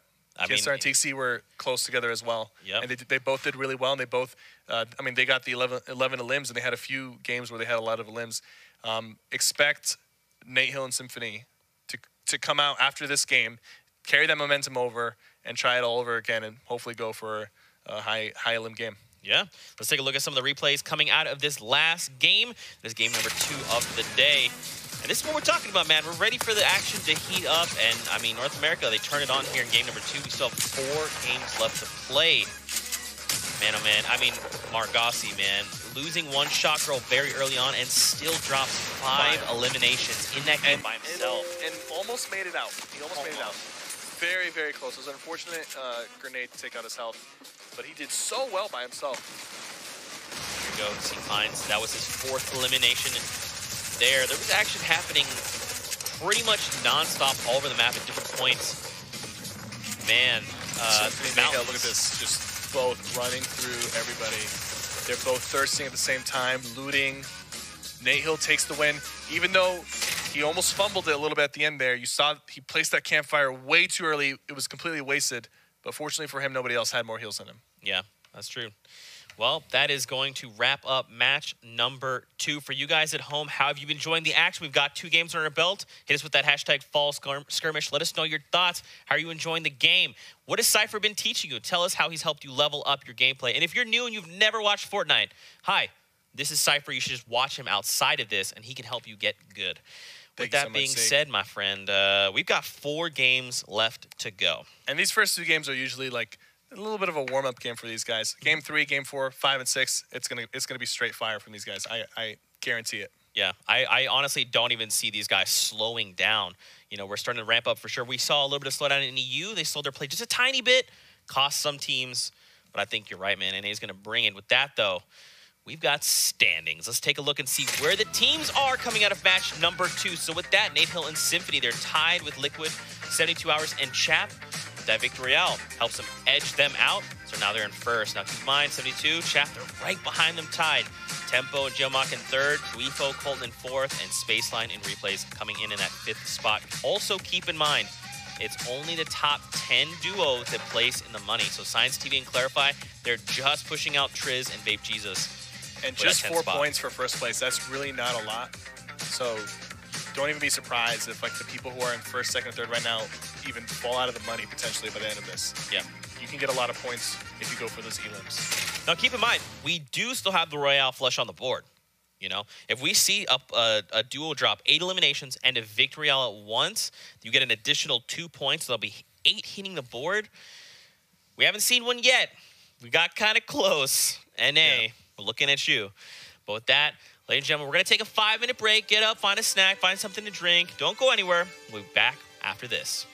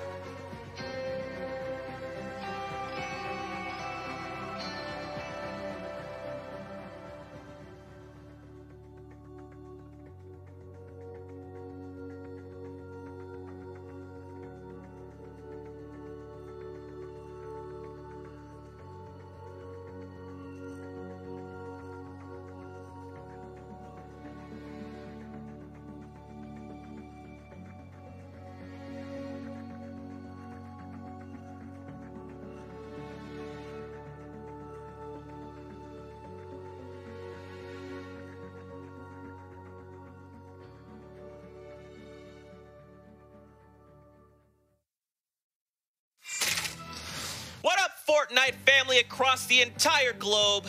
Zeke here, joined by Cypher PK, who's going to drop some knowledge on us for week 5 of the fall skirmish. How you feeling, man?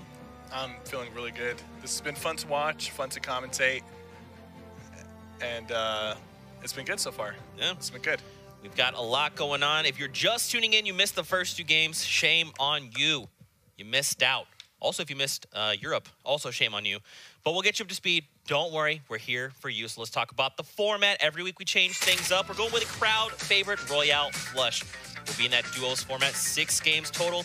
Victory royales are worth 3 points. Second and third are worth 2 points. And then fourth and fifth are worth 1 point.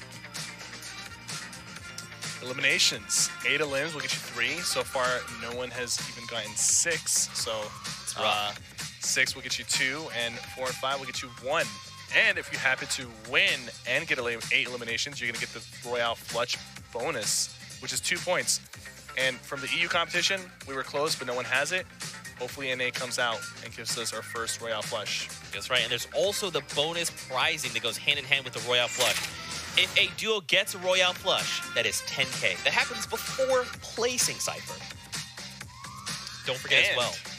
Most of limbs. Yeah, baby. Will get you $25,000. Right now, the number to beat is 5. There's like 5 teams with 5 limbs. So go out there and get more than 5 limbs, guys. I promise it'll be worth your time, and you'll probably place really high and get a lot of money out of it. So do it.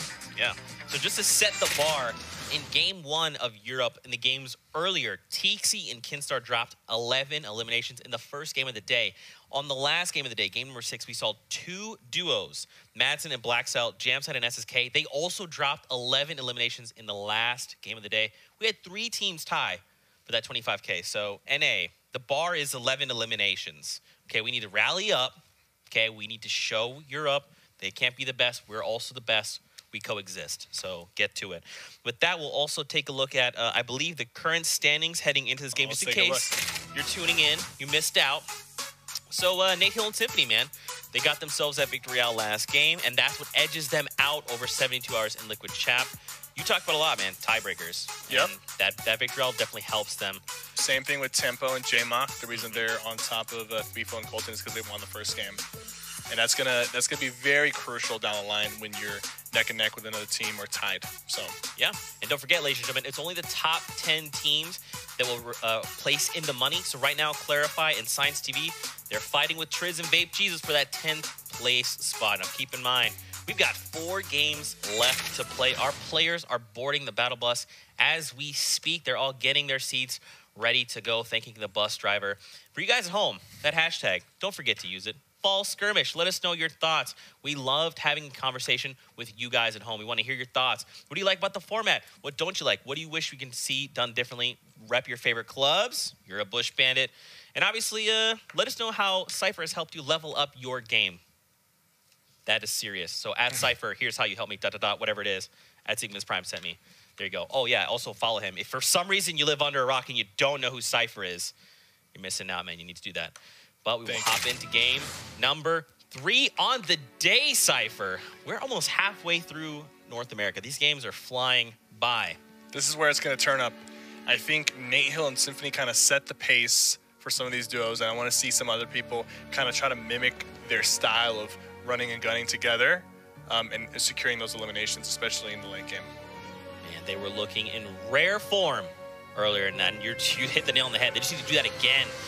This is a pretty tough battle bus for anybody landing on the south side of the map because it's starting near Greasy Grove and it's going straight up over Risky Reels. So if you're stretching over to Paradise Palms or any place in the desert, and there's a lot of teams that do like to land in the desert, you've got quite a bit of a ride to get there. You got to make sure your landing is proper and make sure that you spectate and see around you, like if there's anybody coming to contest your spot or nearby. Yeah. We'll have to see if some teams even utilize Floating Island to make rotations.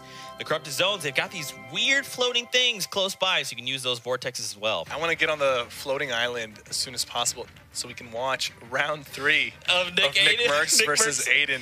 It's going down right now. I see both of them landed there, I believe. Now, who wins? So, first game was Nick Merckx. Second game was Aiden.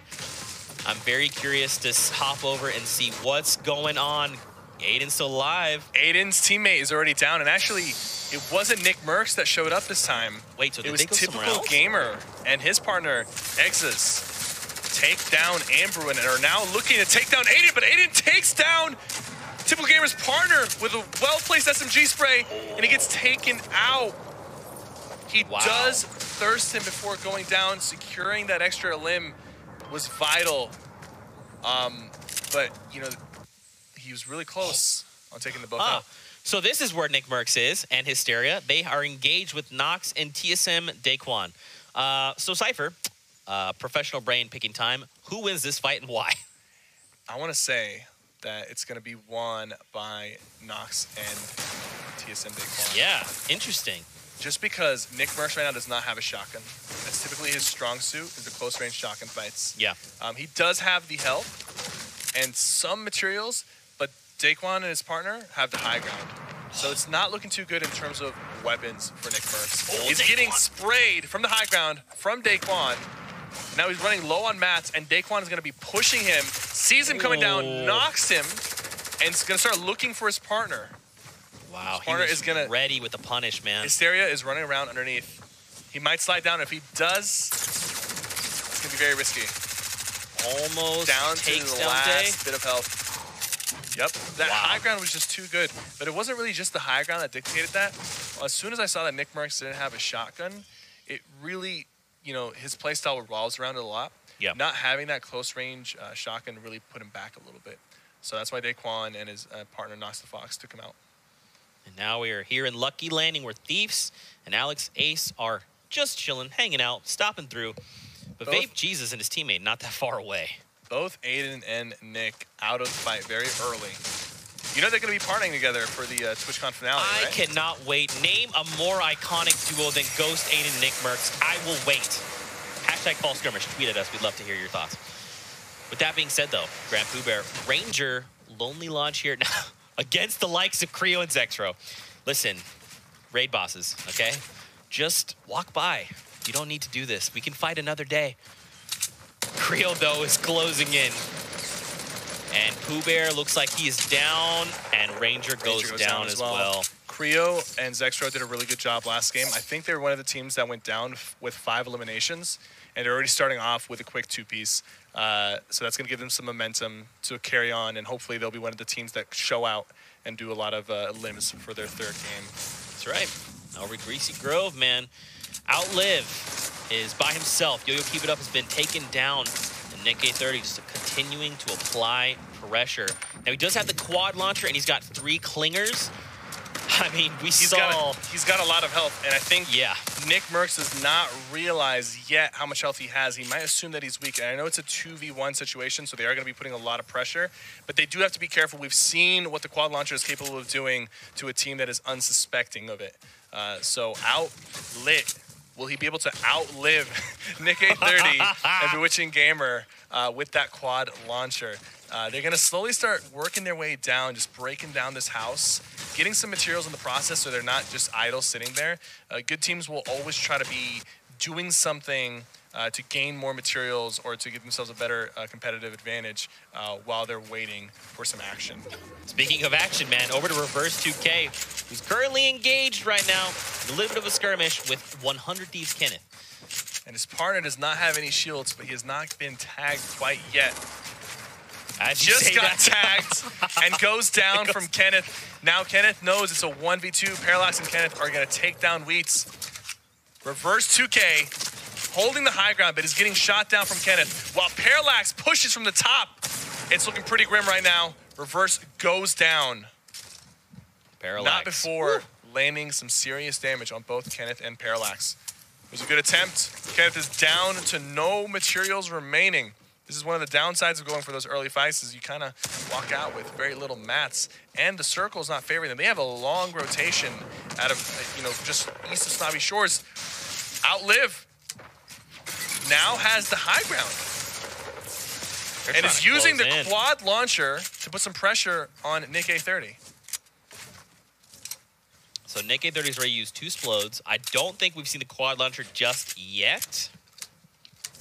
Outlet still just taking his time. I mean, this engagement, there's kind of like a time factor goes in. How long are we spending in it on this engagement? Is it worth it at that point? It's not worth it. I'm going to be honest with you. Yeah. I think Nick A30 and his partner are taking too long to take out this opponent. The Storm is closing in. He does get hit right here. He's taking out the quad launcher, hits them both before going down. Now, he doesn't get any limbs, but he takes off their shields, and this is not a good look for Nick A30 and his partner. They do have 4 limbs now, so they did secure a point, and that at least was worth it. But in terms of the long-term effect of what it's going to do to their game, they have low materials, they don't have shields, and now they have the Storm pushing them, and they have to go past 50 shots before they're in the safe zone. So I wish I had seen them take out that opponent a little bit quicker. They were playing safe, and that's smart, but sometimes you might play a little too safe, and it ends up biting you. That's right. And now we got over to Strafe, and Joseph is cute. They're within the circle right now. They're having a good old time. We've got just another 40 seconds here before the Storm overtakes all the area outside of the safe zone. We got a new safe zone. Quad crasher. I almost said quad launcher. All right, okay. All right, so now here's the thing. Here's the thing. We need to see some boosts. Okay, hit a ramp and boost and use it to fly around. Here we go. There it is. Catch some air. It's a little weak. We can get better than that, fellas. Come on. Oh. Okay, so pay attention to how they break this this little hut down. Look at how many different pieces there are to this thing and how much brick they can get out of it. So not just the walls and the corners, but you'll look at the floor right here. They can break the edges of the floor, and it's even hard to see, but look, they can break the edges of the floor, and little corner pieces as well are separate brick materials. You can get so much brick off of one hut. Now the world knows the secret. Let's see some quad. All right, guys, come on. Boost. There. Okay. I think these guys are smart enough they're playing it smart. They're not trying to do anything crazy. He does have the sniper in his hands, so... And then there is the crater up ahead. Do you think they'll take the crater and go for maybe... for it? I mean, I've seen some crazy things in a pub game. All right, let's go. They're heading right toward it. Come on, crater. Yes. Do it. Don't be scared. They're going to abandon it for... They actually sent it flying through the crater. Look at it. Look at it go. It's gone now. You know... That's okay. They're competitive players, and they want to do what's the safest thing right now. And I think flying across the map with a quad crasher is not the safest move. We saw it go down in the EU games. It didn't really look that pretty. That's all right, though. They've got the bounce of the Shadow Stones. Keep up the momentum. Bunny hop their way to safety. I'm sad, but I'm happy for them. Creo and his partner putting a lot of pressure on Ray's Fire. Ray's Fire is weak, does not have any health or shields remaining. 2 nades go down. He's got to be careful not to knock himself. Kayun getting hit. They know both of them now have white health, no shields remaining. The nades are coming in. Kayun's going to disengage and go away from the backside. He's got to be careful. Kayun's right behind him. Now him and his partner. Oh, Kayun edits a window and one-shots LG Creo with a pump shotgun and now takes the high ground. He might be able to turn this fight around. He lands another good hit. He has a med kit that he's going to pop. He will get it off, but at what cost? Will Zextra be able to pick up Creo, or will Kayun pop the medkit and rush them before he can pick him up? He's going to do that. He's rushing him right now with the nades. He's going to go ahead and shoot down the roof. The res was not complete, and now Creo is down. Ray's Fire is still up. Ghost Kayun. I can't believe it. What an insane pump shot on Creo. And he's a Bush Bandit. And now Ray's Fire is still up. Zexro gets hit with the explode! Oh, no way! What a well-placed nade from Kayun! Insanely well played. Down to a 1v2 against 2 really good players who had 5 limbs last game. So they're not guys that you can just push around. And he ends up 1v2ing them while his partner's down. And he saves his partner and picks him up. They're still in this. What an extremely well-played performance from Kayun.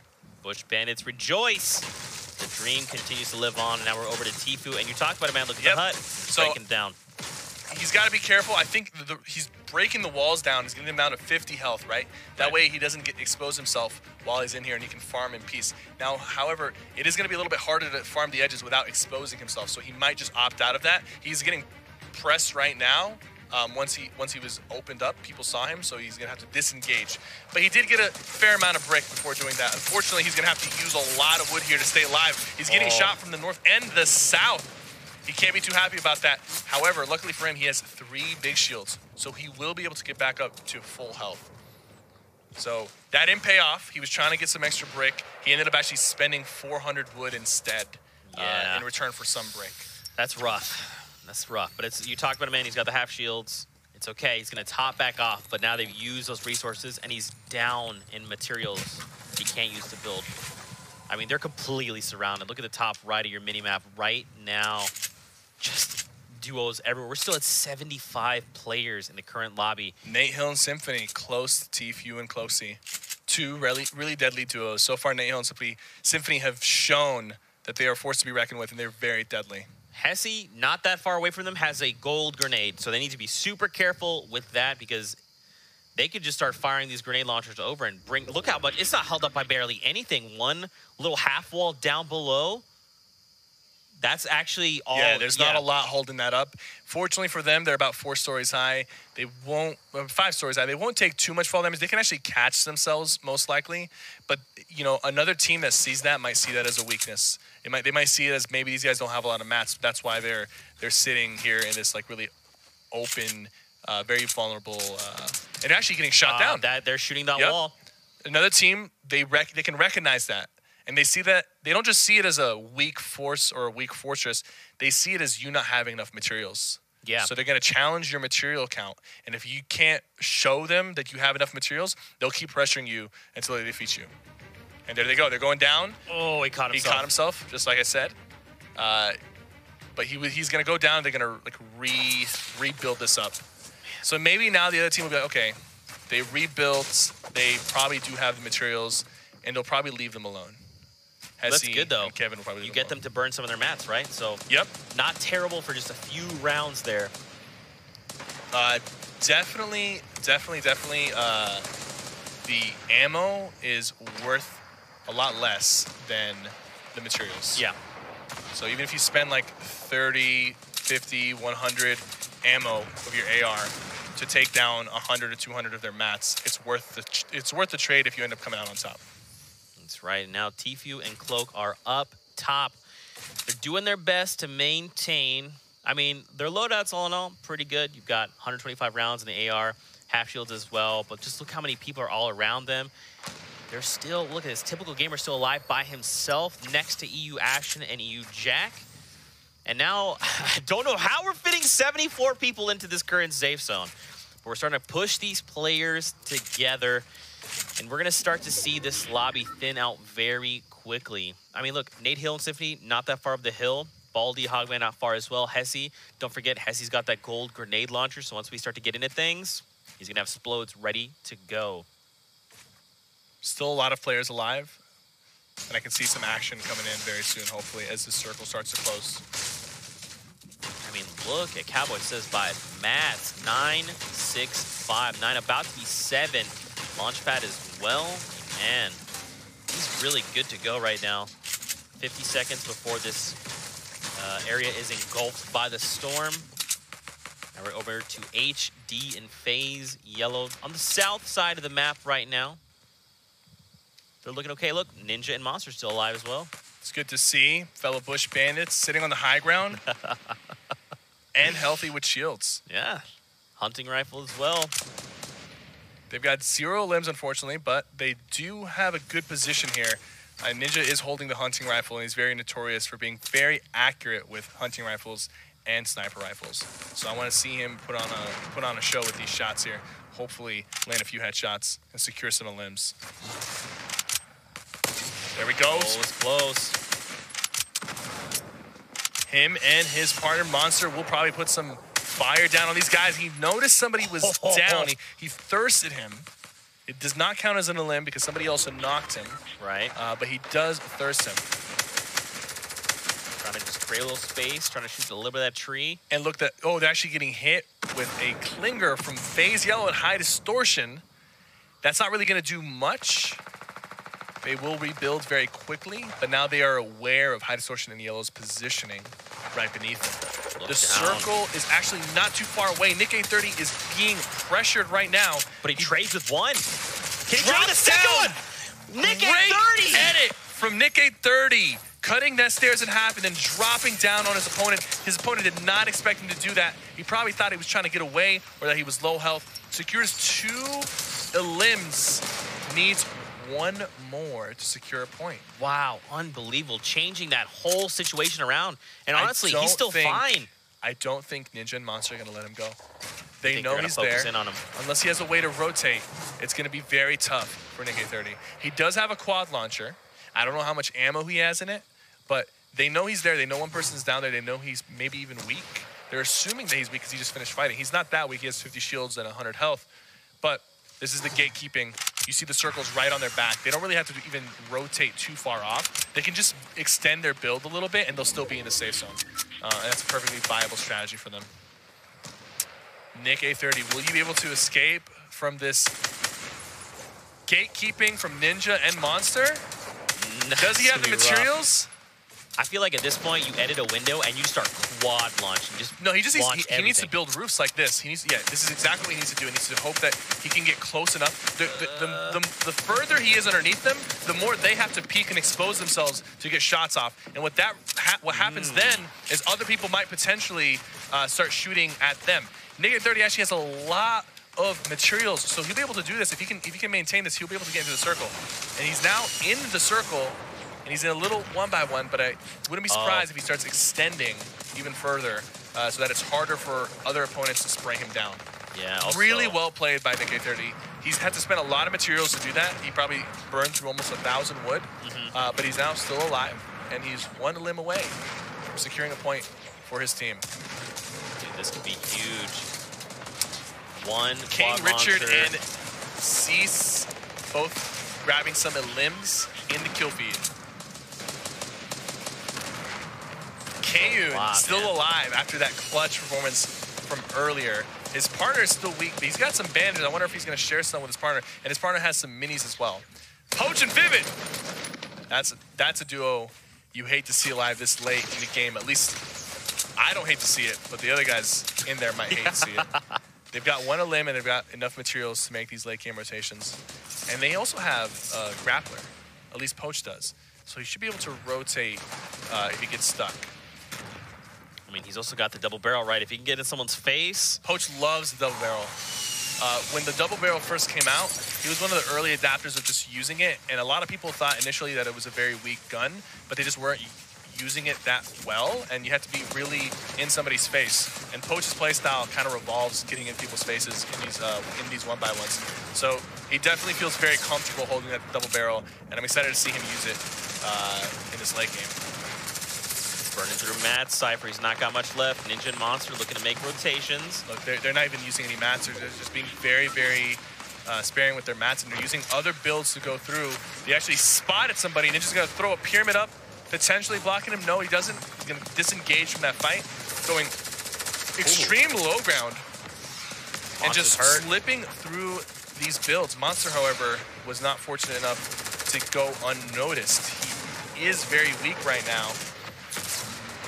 I wonder if he'll be able to meet up with Ninja and grab that med kit off of him. Monster goes down. Nick A30 still alive. Nick A30 took him down and thirsted him. He's got 73 health left. He's got minis. That is so crazy that Ninja and Monster were holding Nick A30 up against the storm, and they tried to eliminate him earlier, and now he's the reason that Monster is eliminated. Very unfortunate that they let him slip away. But that's the way of the road. That's the way of the road, and that was the 4th elimination he needed. That's a point for him and his duo on the board. He really needs to get these minis off. They're gonna do everything they can to not let him. I mean, he's not really being pressured right now too much, but I think he's trying to be very safe before he pops them. He's stuck in a pyramid. Is he going down against somebody? Yeah, he is. He spotted somebody, hits him for 80, and finishes him off. Nick A30 securing 5 limbs. And he eliminated Kayun of all people. And now he's going to pop that mini. Okay, you know, I was surprised that he didn't pop it earlier. It was very risky, but it paid off. Yeah. That's a risk reward. He was looking for that limb. He might have known somebody was nearby, somebody was weak. Now he's got 5 limbs. Nick A30 is looking very solid. Look at his material count. He can make these rotations. He needs to get 1 more, and he knows that. So he's looking for the shots. Gets tagged a few times. loses his shield, but he's going to go ahead and pop his last 2 minis. The storm is closing quickly, so he only had time to pop one. Gets a double barrel against Tfue and Cloak, but does not finish them off, but makes them extremely weak. He's got one more mini to pop. Now he has to get out of here before the storm takes him down. Drops off the side. Oh, the storm takes for damage there. He hasn't even reloaded his double barrel yet. He has not reloaded it. He knows that. He knows that his time is coming to an end here if he does not make it into the circle. Even if he does, he's not looking too high in terms of health. So this might be bad. If he doesn't make it through, takes a little bit more storm damage. The circle's almost done moving. Don't block yourself off. Oh my gosh. Oh, gets killed. It was Snood. Snood finds him and takes him down. And EU Jack took out Ninja as well in that exchange. Nick 30, 1 elim away from getting that second point. That's very unfortunate. He was so close to getting it, but nearly taking out Tfue and Cloak. He might even be the reason that they go down. They're still alive right now. But nope, they both actually just got eliminated. Tfue and Cloak both just got eliminated, and you can credit Nick 30's double barrel shots for that one. Liquid Vivid can't stand their own stink. He just stink bombed himself. Unfortunately, that's not the way you want to go. That is not the way of the road. J-Mock and Tempo looking to get maybe their second Victory Royale win. They do have the resources right now and the health to do it. They just gotta maintain these rotations and avoid any fights. Ooh. Cell's getting pressured. Left and right, he's surrounded right now. The circle is gonna engulf both of these guys. Space Lion, they're in the storm. Will they be able to get out? Bizzle alive by himself with a quad launcher, only 3 shots. And no health besides a little bit of shield and 100 health. Oh, he actually did pop a slurp. You can see his health ticking up a little bit. So the longer he stays alive, the more bulky he will be. He's got the quad launcher. Oh, they took fall damage. He didn't follow up on that. He didn't follow. There we go, another shot to knock some people down. A third shot. That one wasn't as effective. I bet he wishes those were some elims right there. Yeah, they need eliminations right now. He needs elims. He only has 40 wood, so he needs to eliminate somebody and take their resources. Oh. He needs to steal their resources. So he's going to be looking for somebody who's dropping down or looks a little bit more vulnerable than the rest to try to get those resources. There we go. 2 shots. One more shot from that AR, and he's going to get that elim. He doesn't have any more shots in his quad launcher. There's the knock. He needs to third school. His teammate, and look, rockets drop. Rockets drop. Materials. Was it enough? 120 wood. I mean, anything is better useful. Than 0. Yes. Yeah. But 6 quad launcher shots. Will Bizzle be able to go off with these quad launchers? He actually quad launched himself. Someone built a wall right in front of him as he shot. That's not a good look. 15 players left in the game. There's a lot of action all happening in one tight little confined space. Looking for that shot. Has 11 health. If he gets ticked by the storm, he will go down. Nade's right in front of him. His teammate, Ghost Snood, takes him out. Oh, man, but then Tempo finds a explode on Snood. Like I said earlier, Tempo and J-Mock, they're looking pretty solid right now. But NRG Zate is on the top with a campfire. I think Zate might take this home. There's a lot of people with campfires, but the only person who's uncontested is NRG Zate. Everybody else is kind of near each other. It is going to come down to whoever gets the best medkit timing, and if they have maybe campfires to accompany it. 72 but my guess is it's going to be NRG Zate winning this because Tempo only has bandages. NRG Zate popped the medkit, and now he's going to try to push some people. Animal has more health than him, but oh no! He fell to his death. Oh no! To be fair, for him, Animal was going to win regardless. Animal had more health, so if he didn't find Animal, which didn't look like he was going to, he would have lost anyways. Yeah. It's unfortunate. But you can see in the replay here, Animal has just slightly more health. Yeah. I think it's because he's standing on top of a campfire. I believe it's on top of a campfire. I could be mistaken. No, he's not on top of a campfire, but he did have just a little bit more health than him. Yeah, so he definitely would have come out on top either way. So again, we see a heal off. What do you think? I think you guys, the NA guys, are playing a lot more passive, and still we didn't see anybody get more than 5. Nick 30 almost got the 6 elim. He was close. Oh, you know what? Excels and his partner had 6 limbs. 6 limbs. That's the new record. New record. 6. Only 6. That's 3 teams, guys. Listen. That's crazy. If you want to make $25,000, and I'm not going to ask for a split, go out there and get more than 6 limbs. Just give it all you got. You got 3 games to go all out. Do it. If you play too safe, I don't think it pays off that much. We've seen some teams play safe and they end up falling behind, or you've seen people make it to the end almost every game with maybe 1 or 2 limbs and then not even get top 5.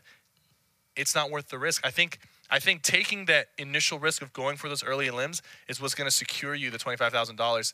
And I'm only asking for 10% of the cut. There you go. I've upgraded 10% because I'm giving you guys advice now, and it's just, it's not free. There you go, 10% of the cut. That's a great point, though, man. Again, 6 is the highest elimination count coming out of NA. 11 was the highest elimination count coming out of Europe. I agree. I feel like NA's maybe playing a little too passively. In Game 2, we saw an explosive start, explosive end. Here in Game 3, again, they've slowed things down. And I'm kind of curious as to why. We'll run some of the highlights coming out of this last game. There was action to be had, but I mean, Cypher, I think they just need to pick it up. You're so right on this. I mean, it's 25K for most eliminations. That's basically saying before placements happen, I hit 4th. Think about that. I think some people, they go into it and they're playing Fortnite, or they're playing in that scrim mentality, but they're not necessarily focusing on the Royale Flush playlist, like the limb bonus and the extra money that can be made from getting the most limbs. Because when you're playing, you're just so focused on this is Fortnite, But there's like extra rules outside of that, which is, the structure of the tournament, that you also have to keep in mind and have that, influence your play style. We saw that happen with EU. EU started off slow, and then they realized, hey, the teams that are getting the most points right now are the teams that are going out and getting those limbs. And you really just need 1 point per game, And if you can consistently get 4 limbs, get yourself on the board, you'll come out in the top 5, most likely. For sure. Especially, I mean, we still haven't seen a Royale flush. That's 8 eliminations and a Victor Royale. We haven't seen that yet. Not even Europe has done it, and NA still hasn't done it either. So that's 10K that's just also just sitting there. So if they could do both. Do you think that the teams are so stacked right now, the talent pool is so stacked, that it's just so hard to get those limbs? Because I do feel like in terms of teams that we've seen in previous skirmishes, this is one of the most stacked tournaments in terms of people playing with people that they're comfortable with, and just professional players playing together. There's not a lot of room for error, and every fight is like a fight to the death. We've seen people, get into a 2v2 engagement, and, it's a 1v2 situation, and then K-Yoon comes out and destroys the other 2 guys who were looking like Zexro and Creo. They already had 2 limbs. They were looking to get their 4th limb by taking out K-Yoon, and they ended up, getting beat 1v2. Maybe the talent is just so high in this tournament right now that it's just very hard to compete against these guys, and it's very risky to go for those fights, and people are realizing that. That's a great point, my friend. I think it's a little bit of that. I mean, here's the thing, right? At the end of the day, there can only be 1 Victor. Sure. Talent pool, that's a great point. There's a lot of talent. But I think the biggest thing, man, is we're just seeing too much passive play. We're seeing these lobbies come down to, 4th to last circle with like 60-plus players. And EU wasn't that case. We were down to closer to 40. But as the lobbies, as the circles continue to close, we see that thin out. And right now, it's just everyone's doing their best to just try and stay alive. They're just trying to make it to top 5. But you made a great point. Those eliminations, man, that's huge. That's... If you get the most eliminations, an entire incentive is get the most. And the most in NA is 6. It's not that high, and it's not that hard to beat. Yep. Especially if someone drops a Royale flush, Victor Royale, 8 eliminations, that's it. They're going to get 10K from that and 25K. Right once we take a look at the standings, you'll notice that there's not a lot of points on the board. So even somebody who has 0 points right now, they have 1 good game. Here's the standings. 5 points for Tempo and J-Mock. They got 2 extra points this game. I believe they finished 2nd or 3rd. They must have made it to the top 5 and maybe had 4 limbs to get those 2 extra points because they had 3 points prior to this. But 5-5, 4-4, a team with 0 points can come out and just get 6 points just like that, or 5 points just like that, and just jump up to the top. It's very easy. Well, it's not easy, but it's very easy for somebody to come back if they have a good game. Yeah. even if you just drop a Victory Royale, right? That puts you in 7th place. That's if you didn't place better than Ghostful and Dong did. I mean, the points are very, very close here. They're much closer here than they are in EU, which is very interesting. And I think it just goes back to what you were talking about, the talent pool. Everyone, all these duos are stacked, and everyone is playing the best that they can. There's also just a tiny hint of passive play. And I'm hoping in the next game we see that shift again. We saw in game 2, everyone went just full send, and it was a completely different result. We did go to a heal-off, but there was a lot more eliminations happen across the game itself. So all I want in A is a Royale flush. That's all I'm looking for. And obviously a 10% to Cypher for giving his insight. It's now 20%. It's dead. So every round it doesn't happen, it's just going to increase the percentage. There you go. Yeah. The more insight he gives you, the higher the percentage. With that, don't forget to use that hashtag, #FallSkirmish. We love hearing what you guys have to say. What are you thinking about the game so far? What would you like to see? What would you like to see done differently? And obviously talk about Cypher. If you're not following him, again, you need to do that. And obviously rep your favorite club. We're here in week 5, 1 week left before TwitchCon, and trials happening next week. How many more games do we have left to play? That was game 3. Was that game 4? That was 3. That was game 3. That was 3. So now we're in game number 4. Game 4 is loading up right now. These games have been a blur. It's been so much fun casting with you, Cypher.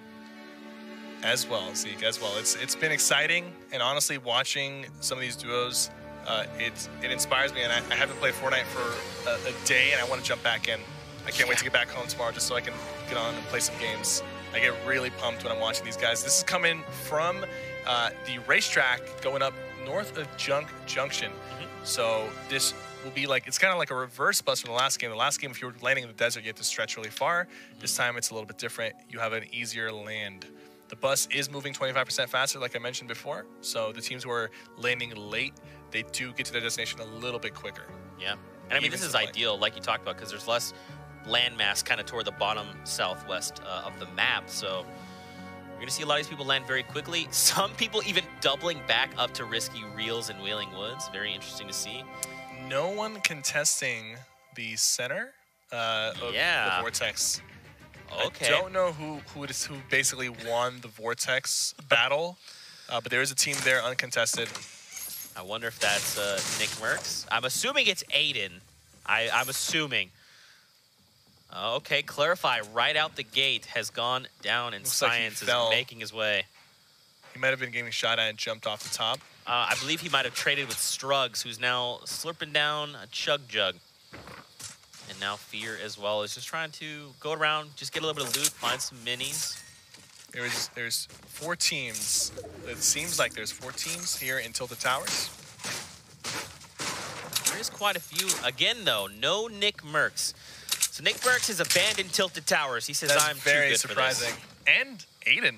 No, Nick Merckx is here. Oh. And so is Aiden. They're bringing it back home. I'm sorry. Are they just like are they like talking to each other like, hey, man, all right, 2 games, Floating Island. All right, now back to Tilted. I think Aiden is following Nick around. You think so? Yeah. They're in the battle bus about to jump out. They're like, hey, however, Tilted. And they're like, okay, I'll see you there. Nick does have the shields right now, and so does Hysteria. And they're moving very fast towards Aiden and his partner. Aiden did put on a shield. They're very close to each other. I don't know if they're going to see each other, but if Hysteria and Nick do see them, and they do, getting some shots off, already taken down. Ambrew goes Aiden, taking some shots back at Nick Merckx, but he fell on top of a clinger, and he's going to get taken down. Nick Merckx has no materials left, and there's a quad launcher. Hysteria probably doesn't even have that many materials either. Jay Cuddy and Salt putting some pressure, but they don't seem to be committing. They might not know that they're weak or low on mats. So they're just taking some shots from a distance, and they're not really pushing them. So this is really good for Nick Merckx and Hysteria, just because they might be able to back out, go back into the big red building, and just farm up. Or even go underneath the basketball courts and start farming up. That's probably what will happen here. Does that mean that this is now Nick Merckx 2, Aiden 1? It is 2 for 1, yes. Yeah. Now, they did get the jump on them, but this is Fortnite. You know, you got to be aware. Anything can happen. So far, Nick Merckx is leading this fight 2-1. I can't wait to see them duo at TwitchCon. And now, if you're on a TwitchCon, don't land tilted towers. you trust me, just don't land tilted towers. It's not worth it. what do you think their duo name would be? Would it be Naden? Would it be Nick Aiden? I think it's Naden. Aiden Mercs. Aiden Mercs, there you go. We'll have to ask them when we see them at TwitchCon. But now look, Cuddy's not too far away, neither is Salt. There's also another duo here as well, and I mean, there was a lot of action happening, right? They took shots at Nick, and then they were just like, okay, I guess go. And I'm gonna be honest with you. I think they should have pressured them a little bit more. I think you know, it's a safe play, but like that's a little bit of the passiveness showing a little bit there.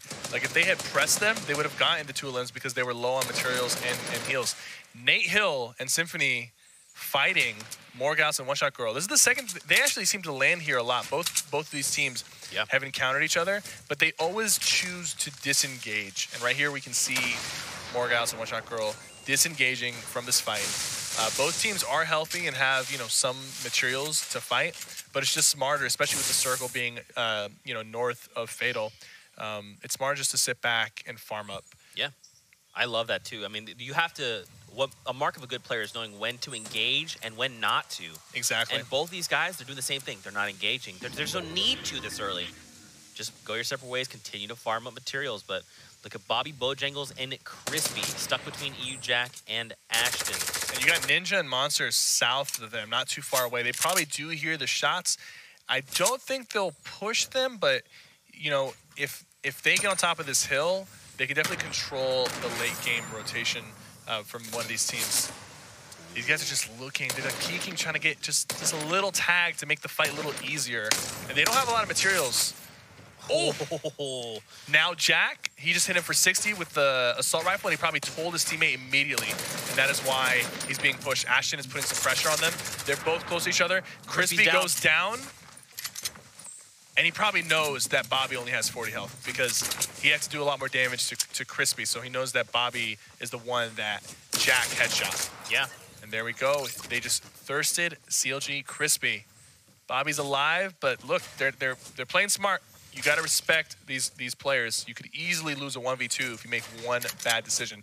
So they're going to go ahead and spread out and hit him from 2 different sides. Bobby jumps out and shoots Jack a couple times, taking off his shields. Oh, but gets met with Ashton, and he goes down. That was his only real chance, is to just try to like jump one of them very quickly. Yep. But that didn't work out in his favor. Ooh, wow. So look, back with Nate Hill and Symphony. I think they lasered Morghouse, and they know he's weak. They cracked him. He's hiding in the cornfield there. They think he's underneath, but he's not. He's not. He's somehow slipped away. He will be able to get that medkit off.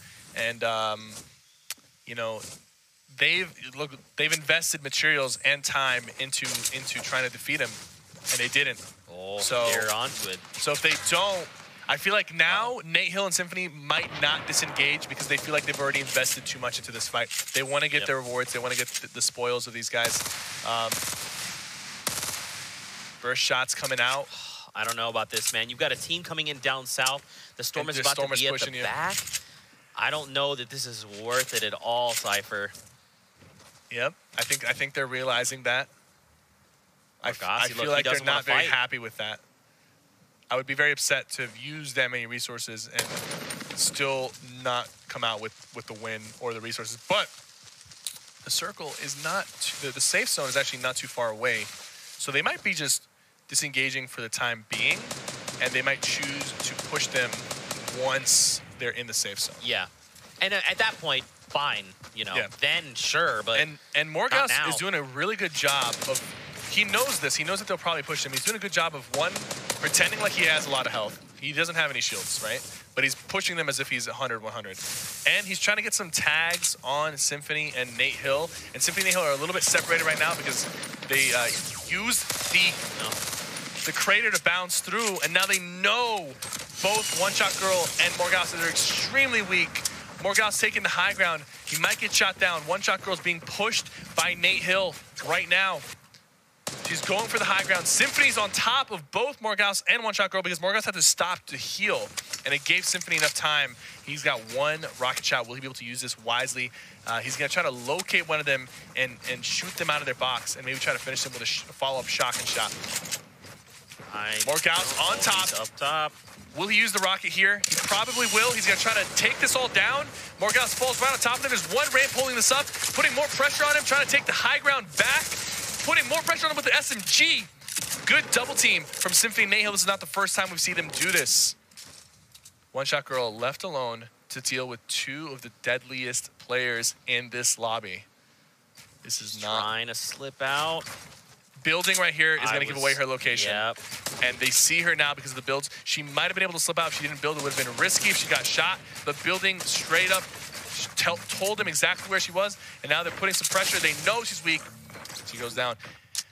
Morgause did a great job, and so did One Shot Girl in terms of forcing the fight because they knew that they were gonna. They knew that they invested a lot of resources. They knew that they were gonna try to fight them. Yep. So they took the initiative to start fighting. Unfortunately, Nahil and Symphony, they used the creators' position into the circle, and then they got some really good shots on them. Knew they were weak, and then pushed them. They lasered Morgause before they could get in the safe zone, and then he had to commit to the med kit. It's a rough spot to be in all, but they come out on top. They've got extra resources, mats, shadow stones as well. They can make these rotations. Daquan and Nox the Fox. I know Daquan is a slayer. Wait, if there's going to be any team did they just walk by Mista? Yeah, they did. They might. Looks like they were looking for him, and Mista just slid by. I think the one elim that they had was on Go School. Yeah, but Mista, you know, he sneaks by them, lets them pass. But look, he doesn't have any medkits or bandages, and he's got the storm on his back, and he's got a long way to rotate. So he's got to be careful. Back and tilted where Jay Cuddy and Salt are just taking their time, farming things up. Nick Merckx in Hysteria, though. Still here. Still here. Nick Merckx has a grappler. Got to watch out for that. Man, Jay Cuddy's sitting on a quad launcher with 3 rounds. Look how many teams and duels are coming up right behind them in Tilted. You got even a duel down south. Yeah, I think Daquan and his partner might be coming up as well very soon. They were rotating from that area. Nick Merckx going with the grapple play. Putting pressure on High Distortion. High Distortion is not held up by a lot. Just a couple ramps, and he'll come falling down. Trying to trade with them. He still has that grappler. Yellow and High Distortion both fighting Nick Merckx in this area.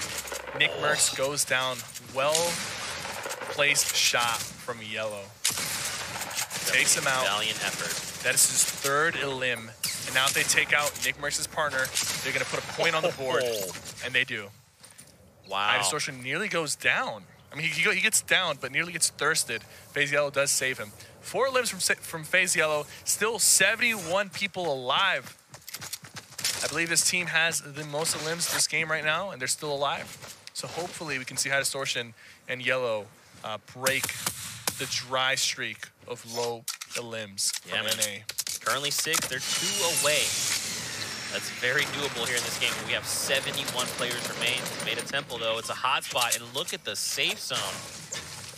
So I mean, you got to think Zexro and Krier coming out of the storm like, oh, thank goodness, we are just right here. They've got a lot of mats, and these guys are very aggressive, and they've done a good job of getting a lot of limbs in all of their games so far. So I do think that they're going to get some fights. Daquan down right now, but there is 2 other duos nearby that are fighting each other, so I think he'll be able to be picked up while Yo-Yo and his partner deal with the duo that's like right underneath them. And keep in mind, man, the storm's pretty far from them right now. They have to go just across Loot Lake near the ravine. I don't think Yo-Yo and Outlit realize Jay Cuddy and Salt are underneath them, or if they do, they just realize it now. They heard Salt move around. Yeah, Yo-Yo heard it. So this is a very tricky situation. The storm is as far away from these guys as it possibly can be. So they have about a minute before it starts closing. So if this doesn't end soon, all of these guys are going to be put in a very tough situation. Daquan and Nox getting hit with the stink bombs. They're going to be forced to disengage. Man. Daquan making a strong push for the high ground. He's got a shotgun out. Will he be able to finish this fight quickly? Let's see. He's got the mats to fight. Him and his partner are on top right now. They have the high ground. They're going to start putting some pressure on Yo-Yo. Keep it up. Oh, boy. Show us what you're made of, Day. Hey, man, Day is no pushover. We saw him get 9 eliminations in a single game with solos just a few weeks ago. Oh, no, they're standing on one ramp. He should be able to catch himself if they go down, but they got to be careful. If they build any higher, it could get ugly. Yeah, just get down. Okay, all right, we're back on equal footing. 7 seconds. Oh, he's gonna throw some nades underneath Jay Cuddy. This might catch him. Is it enough? It bounced over. Yes, he did. He caught him. He knows he's down. He's gonna thirst him. Goes for the finish. There's 2 other people there. They bail immediately. They got what they came for. They're leaving. He's got the grappler, so he should be able to cover a lot of ground here while the other teams are behind him. Hopefully they don't laser him. Sniper shot comes out. Tay, are you there? I think he is moving. Okay, that scared me for just a moment. Nox, no. Disengaging. Day goes down. Outlet finds him. And now that's it. Nox is just left. I mean, if Nox turns, he can still catch Outlet. If he does, yeah. Oh, Yo-Yo keep it up, Yo-Yo keep it about to go down. So is Salt. Salt takes him out. He has got 2 bandages. Really, the only thing nope. Couldn't make it. Wasn't fast enough. The Storm's taking way too hard right now. 57 people alive. We're already seeing a lot more action this time around compared to the previous games. Yep. Ninja and Monster alive. 0 limbs each, and no shields are being pressured by a grenade launcher. This could get ugly really quickly. They've got enough mats, but they've got to extend the space. It's a little bit too small. Are they going for the high ground? They might try to take a high ground take. Ninja does have 6 shots on the grenade launcher. They need to eliminate a team that is holding extra shields. Outlet is trying to make it out of the storm. He has like 10 health remaining. I think he's going to go down. Yeah, he just went down. He just did. See, everybody that was at that Loot Lake fight is now dead. All 3 teams. Because it's too tough of a situation, and no team decided to disengage. There was some opportunity to disengage, but they went for the limbs, and it backfired. Bold Naga Ops here with Dusty FN. 5 limbs from this team. They're very healthy. And he's got a sniper rifle. I mean, even look at the loadout, man. Look at this. They're going to knock him down and try to put some pressure with that quad launcher. Oh. He's going to go ahead and reload the quad launcher. That was a good play. They nearly caught them off guard. Just trying to replace and own these walls as much as possible. Man, that quad launcher, though, it's coming up clutch in these types of situations. You've got people turtled up. You force them to make rotations. On these guys. These guys are looking really solid. 999. And they can make this rotation really easily into the circle. They're going to stay low ground most likely because there's already a lot of teams posted up top. So they're saving some mats. They're using some opponents' mats. A little pressure here from Liquid 72 Hours. Takes off a couple of his shields. Liquid's going to play it safe, though. I don't think they're going to push them unless they really do smell blood. And there's actually another team right beneath them. Goes Fleetwood right in front of them. And look, Colton right there on the left. He's trying to laser through. Yeah, both teams are taking shots at each other. Both teams are trying to put serious pressure on each other right now. Cypher, look at the top right. Look at the minimap. Look at all these people. They're coming together on top of each other right now. This is going to get ugly very quickly. Tifu takes down K-Sid. Did those guys lift off from the cursed stones? It looks like it. I think so. Colton goes down. And Fleefo is getting pressured tremendously from both Naga Ops and Dusty. If they secure this, they will break 7 limbs. Oh my gosh. They have not yet. You know what? Actually, Colton went down from somebody else that was not their limb. So they're still stuck at 5. Just 5, yep. A lot of loot. Zace is there. Also, his partner is up. Dusty's on the other side. On the other side of the ramp. It's not good. They're going to thirst him. Wow. That just... Bold Naga Ops might have accidentally trapped his buddy in between him and the enemy. That was really unfortunate because this team was looking really solid. And now he gets edited from Jesus. And they're unfortunately going to go down with just 5 limbs. Luckily for us, there's another team with 5 limbs, Envy Linane and Envy Sketch.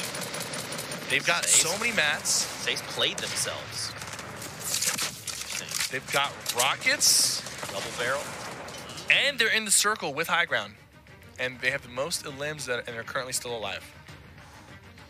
And we are down to 40 players in the lobby. Now here's the question, Cypher. Can Linane and Sketch be the players to dethrone Excel's 6 eliminations? They definitely have the toolkit. They're in a good position right now. They have the high ground. They've got rockets. They've got plenty of materials. If anybody's going to do it, it's going to be them. At least this game. So hopefully they don't fumble it.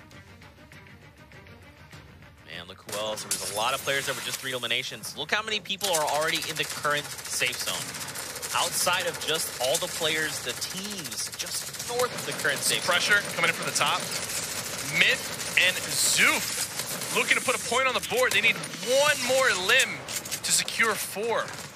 Myth has no AR bullets, though. There we go. Zoof hooked him up. That's what you like to see. A lot of mats, but Myth's going to take a shotgun to the face. Very weak, but look, he's still putting pressure. He doesn't care. He's playing aggressive with his teammate. They need all this loot. Myth has basically nothing in his arsenal right now. He's got plenty of mats. The loot is in front of them. Look how he rotated that ramp facing away from him so they can protect themselves and grab the necessary loot. There's a slurp. Look, there's a slurp. There. That was a slurp that was left behind earlier when Thweefo and them were fighting. That is a super clutch slurp. He needs to pop bandage really quickly to try to really maximize the efficiency of that slurp. Unfortunately, he's not doing that. He could have. He should have, definitely. Yeah. But you know what? In the heat of things like this, man, it's very easy to forget things. Yeah, hindsight is 20/20, but they're just focused on surviving. Oh, he takes another hit. What? Myth doesn't care. It's a chug too. Myth does not care. He has taken huge hits, and instead of backing up, he decides to continue putting pressure. And that's the type of aggression that's going to win you fights. That type of confidence, relying on your teammate to make sure that if you go down, they'll keep shooting for you, is what won them that fight. And he gets a chug jug, so it was definitely worth it. Extremely well played from Zoof and Myth. And don't forget, that's a point hitting the board for them. That could be huge as we make our way into the last few games of the day. Excel's our current leader with 6 eliminations. But Cypher, they got to make these rotations, man. They got to get to safety. A lot of people going down here on these rotations. Excel's down to 21 health. One person hits him, he'll go down. He'll pop these 2 minis. A little more health on him. He's got to be careful. I don't know where his teammate is. Him and his teammate are a little bit separated right now. He's looking for these rotation limbs. He needs one more limb to secure a point. Him and his teammate know this. It looks like they're going around hunting for one person that they could find, potentially, that is weak. There we go, 45 damage, putting some more pressure. Unfortunately, that person's gonna box up. He'll probably have to ignore that person. Oh no, you gotta be careful. The storm is closing in on you. Him and his teammate are both together now. Oh no, Sketch went down. They do have 6 limbs though. Tied for most limbs. Ninja took out Sketch. Needs one more. He almost finds a double barrel. So close. Gotta go for the reload now. 24 players left, Cypher. Now we're gonna go across the ravine. We have to go down the ravine and then back up that west side wall. He's still looking for the limbs. He knows he needs one more to get the most limbs. And if he gets 2 more, that's going to be the 3-point bonus for 8 limbs. Down below, Ninja. Ninja getting taken out by EMAT GG. They had 3 limbs, unfortunately, and they finished outside of the top 5, so 0 points acquired. 1-2. It's not enough. Does not land a clean shot. Needs to reload the double barrel. He has 400 materials left, so he should be able to compete for a little bit longer. But if he doesn't go down, oh no. It was close. Super close on that shot. He's burning through all his mats. Just to get to the circle. I think that person that he's fighting is also a solo player. So this is his only opportunity. The storm is still closing in. It might push past him. No, just on the edge. Cypher, I don't like how much mats he just burned just to try and get here to safety. And I mean, he's really not held up by much. Luckily for him, I think the circle is going back where he came from, so he can actually use his build. That is so good for him. Now there was that player. Yeah, there is a player down below. I don't know if that player dropped. That player might have actually dropped because you didn't see him build past this point. Right. And this point was in the storm, so he might have dropped beneath. So Linane gets to use some of his old builds, but it's actually stretching a little bit further across. He can use these last 100 mats to go down, and I think that's what he's going to do. Exactly. So just enough mats to get down without taking any fall damage. Looking for that 7th limb. All right, Linane, it's go time. Does not land a clean shot, unfortunately. 72 hours in chat. Both have 6 limbs total. Could we see a new leader? There's only 4 people left. It's 2 solos and 72 hours in chat. I say 72 hours in chat. We're going to take this home. This could be 7 limbs from Envy Linane and Envy Skatch. Wait, is he 1v2 against Chap in 72 hours? It's now not we enough. have 2 teams with 7 limbs. Tied, Liquid Chap in 72 hours and Envy Linane. Both played extremely well. Liquid Chap and 72 hours take it home. They take the victory Royale. And 7 limbs, 1 elim away from a Royale flush. Super close. Wow. Then you got to think for them, that's probably heartbreaking to be 1 elimination away from not only the first Royale flush of the day, that would have been 8 points hitting the board for them, a 10K, and that would have put them in as the front runner for most eliminations. And just like you said, man, now there's 2 teams tied with 7. And they're thinking about every encounter and any potential limb that they might have let slip by, and they're like, oh man, I should have played this more aggressively, or we definitely should have secured that limb. And they're going to think back at every single moment, every single fight that they had.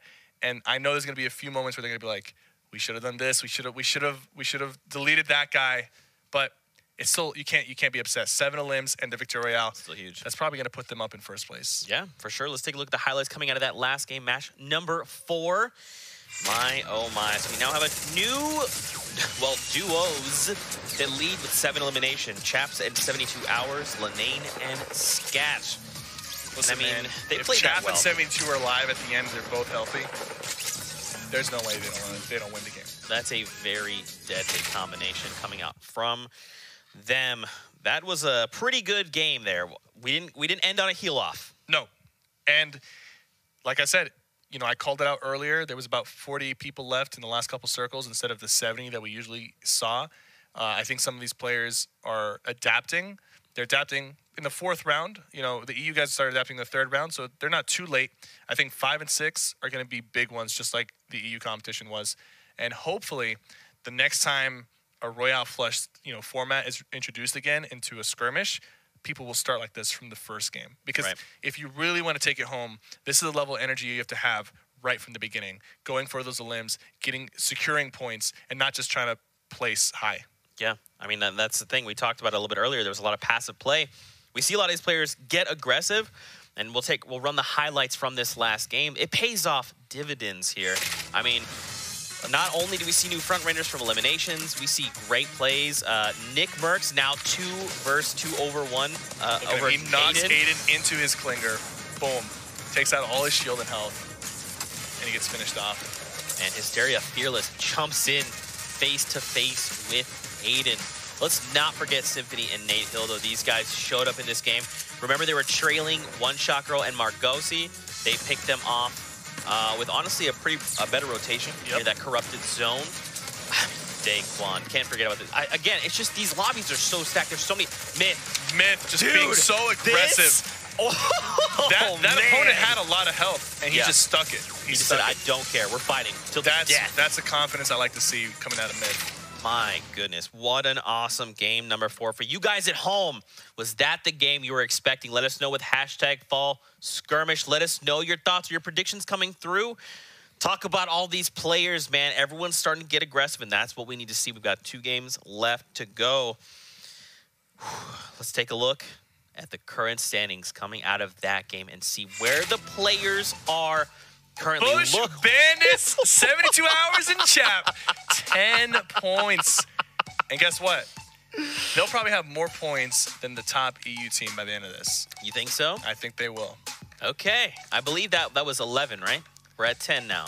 Yep. Okay, Linane and Skatch, we saw them. No, I believe it was actually 15. 11 was the Kingwin duo. They ended up getting 2nd place. Right. Oh, man, dude.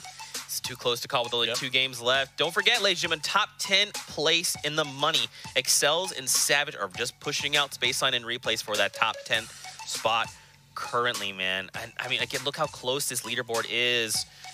I'm telling you, whoever gets a Royale flush, we'll take it home. That I'm telling you, dude, not only the 25K, the 10K from the Royale flush, they're gonna be top 5 for sure. And we just came super close. 72 hours in chat almost gave us the first Royale flush of the day across Europe and North America. Any thoughts before we take a break, friend? I think they've woken up. I think the NA players are awake. They understand how to play it. That was a much better game to watch. And I think game 5 and 6 are only going to get better. So that's right. Look forward to it. Well, with that, ladies and gentlemen, we are going to take a short break. We'll be back in 5 minutes. Stay tuned for more Fall Skirmish. We'll see you soon.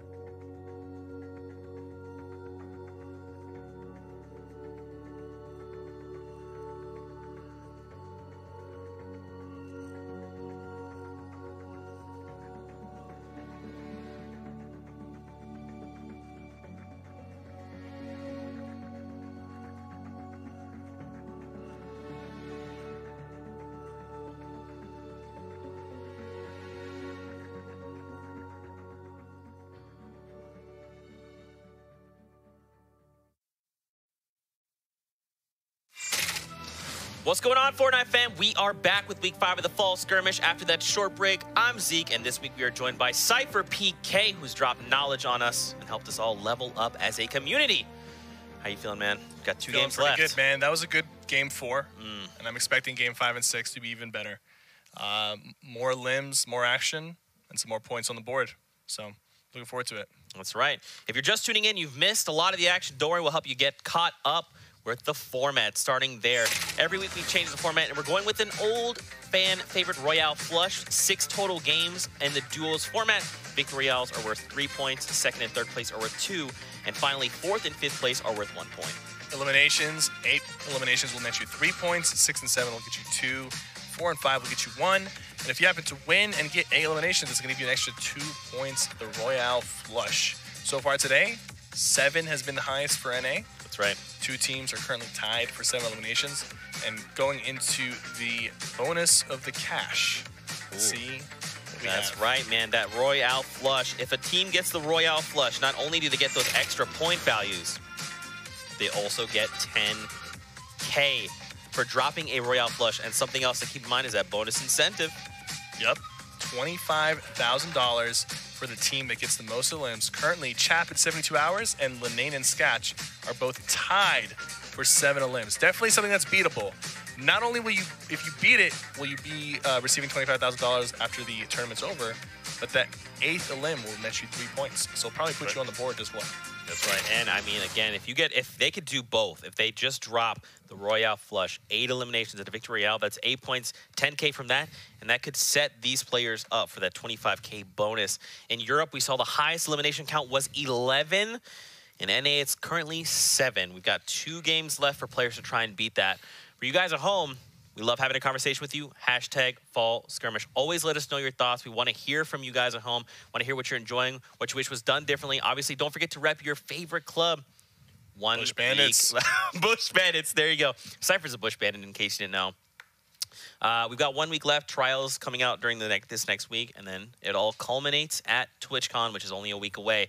We'll currently take a look at the standings heading into the last 2 games of North America with Liquid 72 Hours and Liquid Chap, 2 Bush Bandits at the top with 10 points. Lenane and Skatch right behind them with 6. FaZe Tempo, FaZe Geomach with 5 points in 3rd. Nate Hill Symphony in 4th, and Animal and Kiwi Face in 5th. Don't forget, the top 10 teams are the ones placing in the money. So right now, Spaceline and Replays are fighting XLs and Savage, trying to get into that 10th place spot.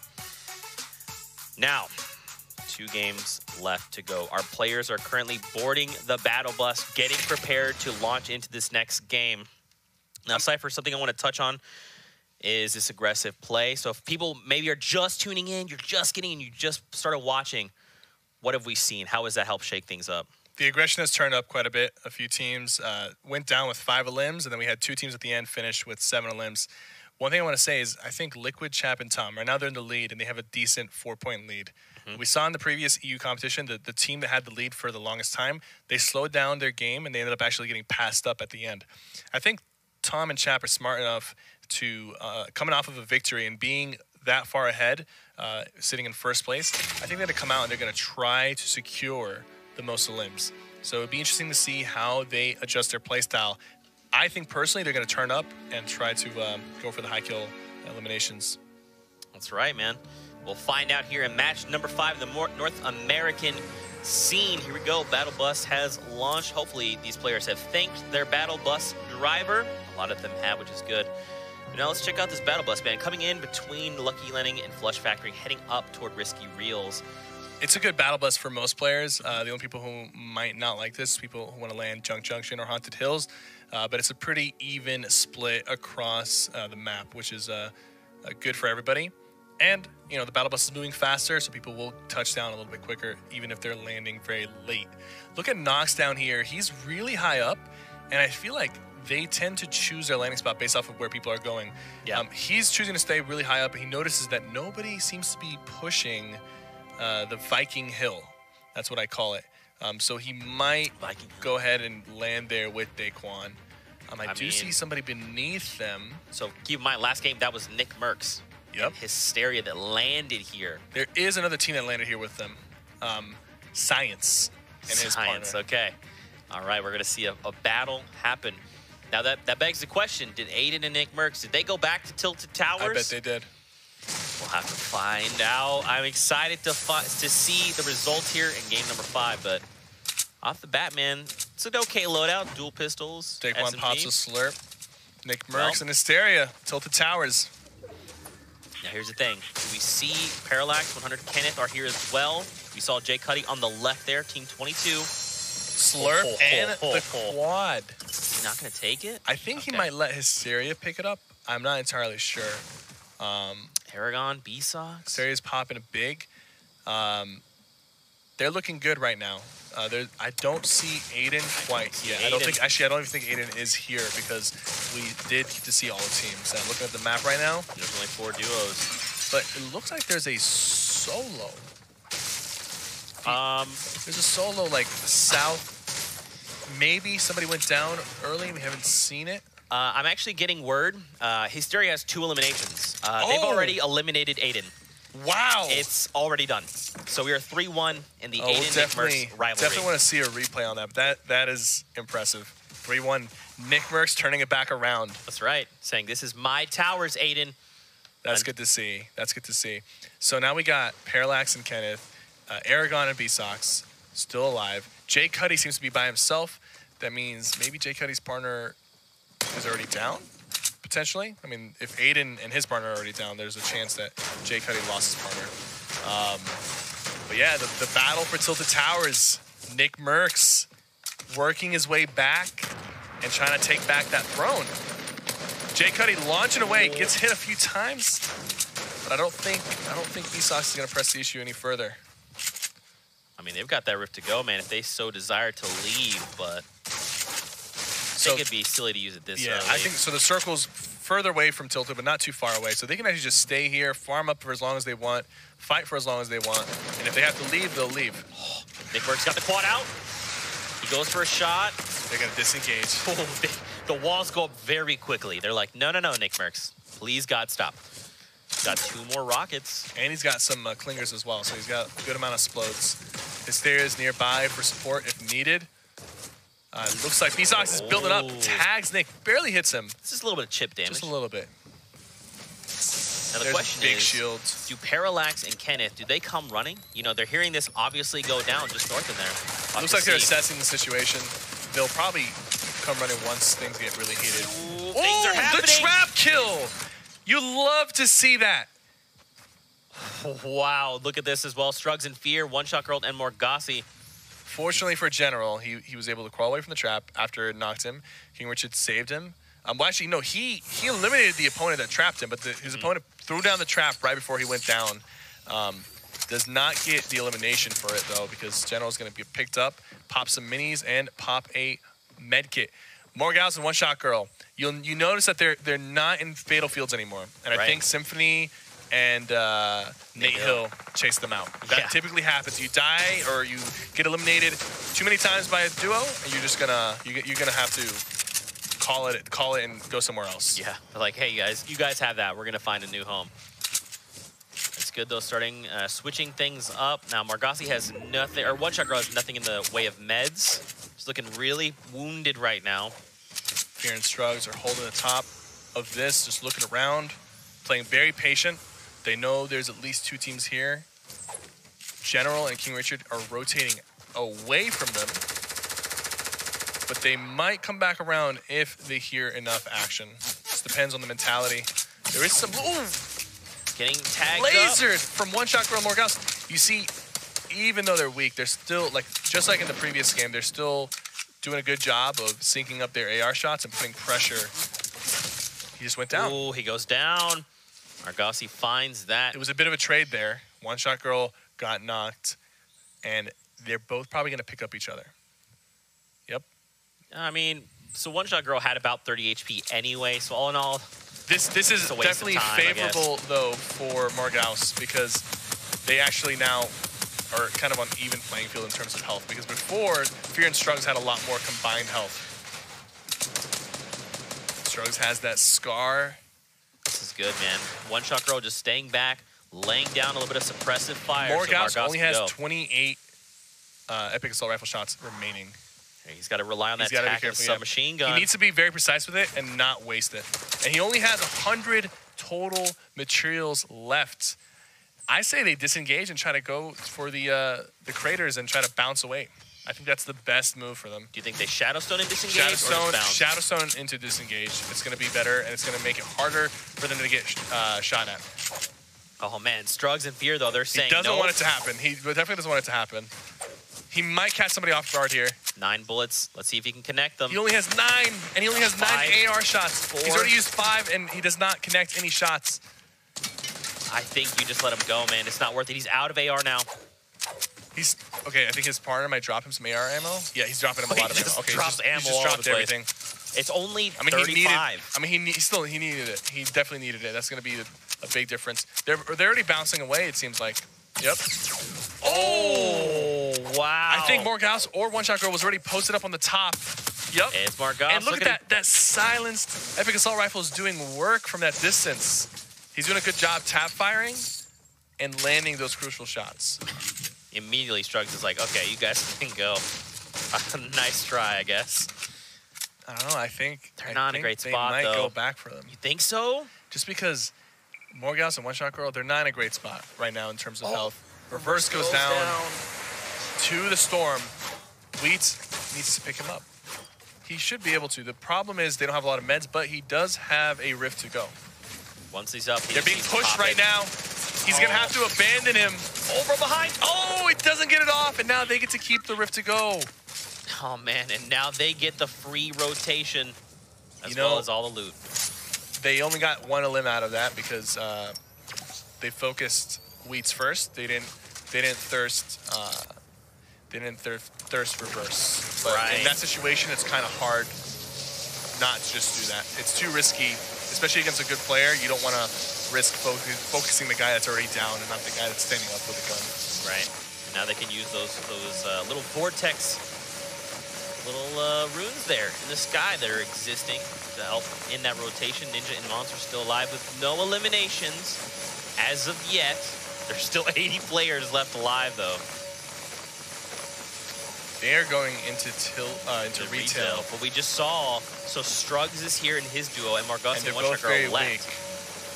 No, it looks like Morghouse and One Shot Girl went back into retail. The red team that's leaving retail is not Morghouse or One Shot Girl. The 2 people that are near the black tops at the back end is Morghouse and One Shot Girl against Fear and Strugs. And they're still pressing the issue. Strugs just went down. This fight has been going on for a very long time. Fear finally is down, so it's a 2v1. But Ninja and Monster hear this. Will they be able to capitalize off of the situation, or will they play too passive and potentially miss out on some easy cleanups? Nick Merckx and Hysteria taken down by CLG, Crispy, and Bobby Bojangles. My goodness. And now they need to make their way over to that floating island to make the rotation. They have enough time to pop the meds that they need. It's actually That's a chug jug. Okay. Yeah, thank you. That is a nice find right there. So I'm not too worried about these guys. They're gonna get the shields that they need, and then they're gonna go ahead and rotate away. B-Sox and Aragon landing on top of them. I think they smell some blood, and they're pushing Bobby. Crispy has to commit. Did he commit, though? Is it enough? Aragon. Oh, Crispy goes down. Crispy goes down, does not get the chug jug off. He still has it on him.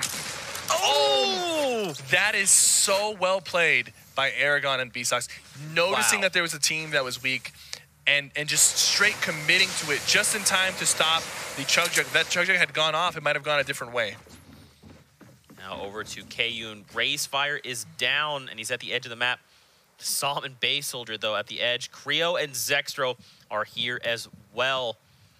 Base Soldier is going underneath. There's actually a little passageway underneath that will get him into the house if he needs to. You got to think, why wouldn't Psalm just back off? I mean, he knows Base Soldier already went under. And the Storm's going to be pushing them out of here very soon. They don't have to travel too far. They just have to get to the racetracks, the edge of the racetracks. But it's still going to get pretty hairy if they stay here as the Storm engulfs them, because I don't see a lot of meds on these guys. You know, Zextro has 10 bandages, and him and his partner are healthy, but if they get shot at and the Storm closes, it can get ugly. Base Soldier here in a tough spot. And they're just kind of playing it a little bit passively. I think they just need to get aggressive. They have advantage Oh, but look at his AR. He's only got 28 there, so 1 clip remains. And besides, he's only got the SMG and the TAC, so... Both teams are disengaging. Creo and Zexro, they know they have the advantage in the situation. They've had the advantage, so it looks like... Can he catch Psalm? Yep. Can he catch Psalm? I think he is. Yep. He does! There it is. Now it's a 1v2 for Bay Soldier. Sometimes there's a rift over here, but it seems like the rifts have been used. Unless we don't see it from this angle. There doesn't seem to be a rift.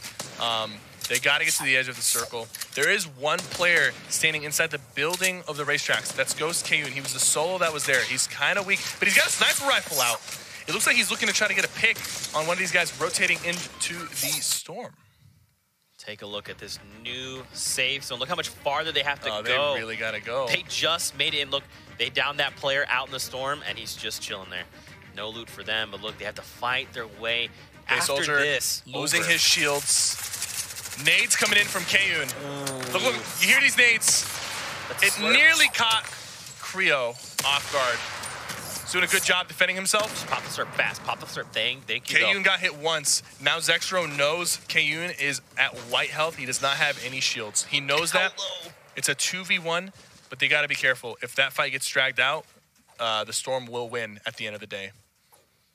Look how many players have already made it to safety in this new zone. They're going to just look to fortify and see where the new safe zone is. Zayd and Aspect, Lucky Llamas. And again, man, I'd love to take a look at the current scoreboard so everyone at home can see where the players are at. But I don't know that we're going to see 7 broken here.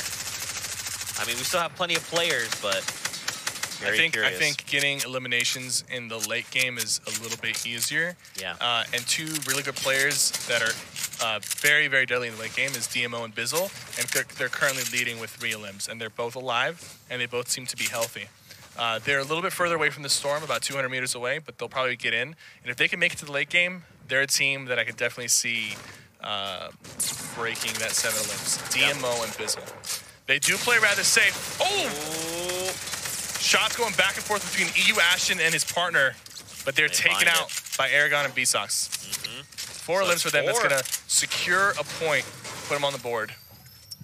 That's right, and we'll get the scoreboard. There it is, up for you right there. So B-Sox and Aragon, just like you talked about, 4 eliminations. They've got a point on the board. Now DMO, another duo you talked about, 1 elimination away, but so was Excel's and his duo as well. And take a look, Tfue and Cloak still alive as well. Live and healthy, not too far away from the circle. And Vivid still here.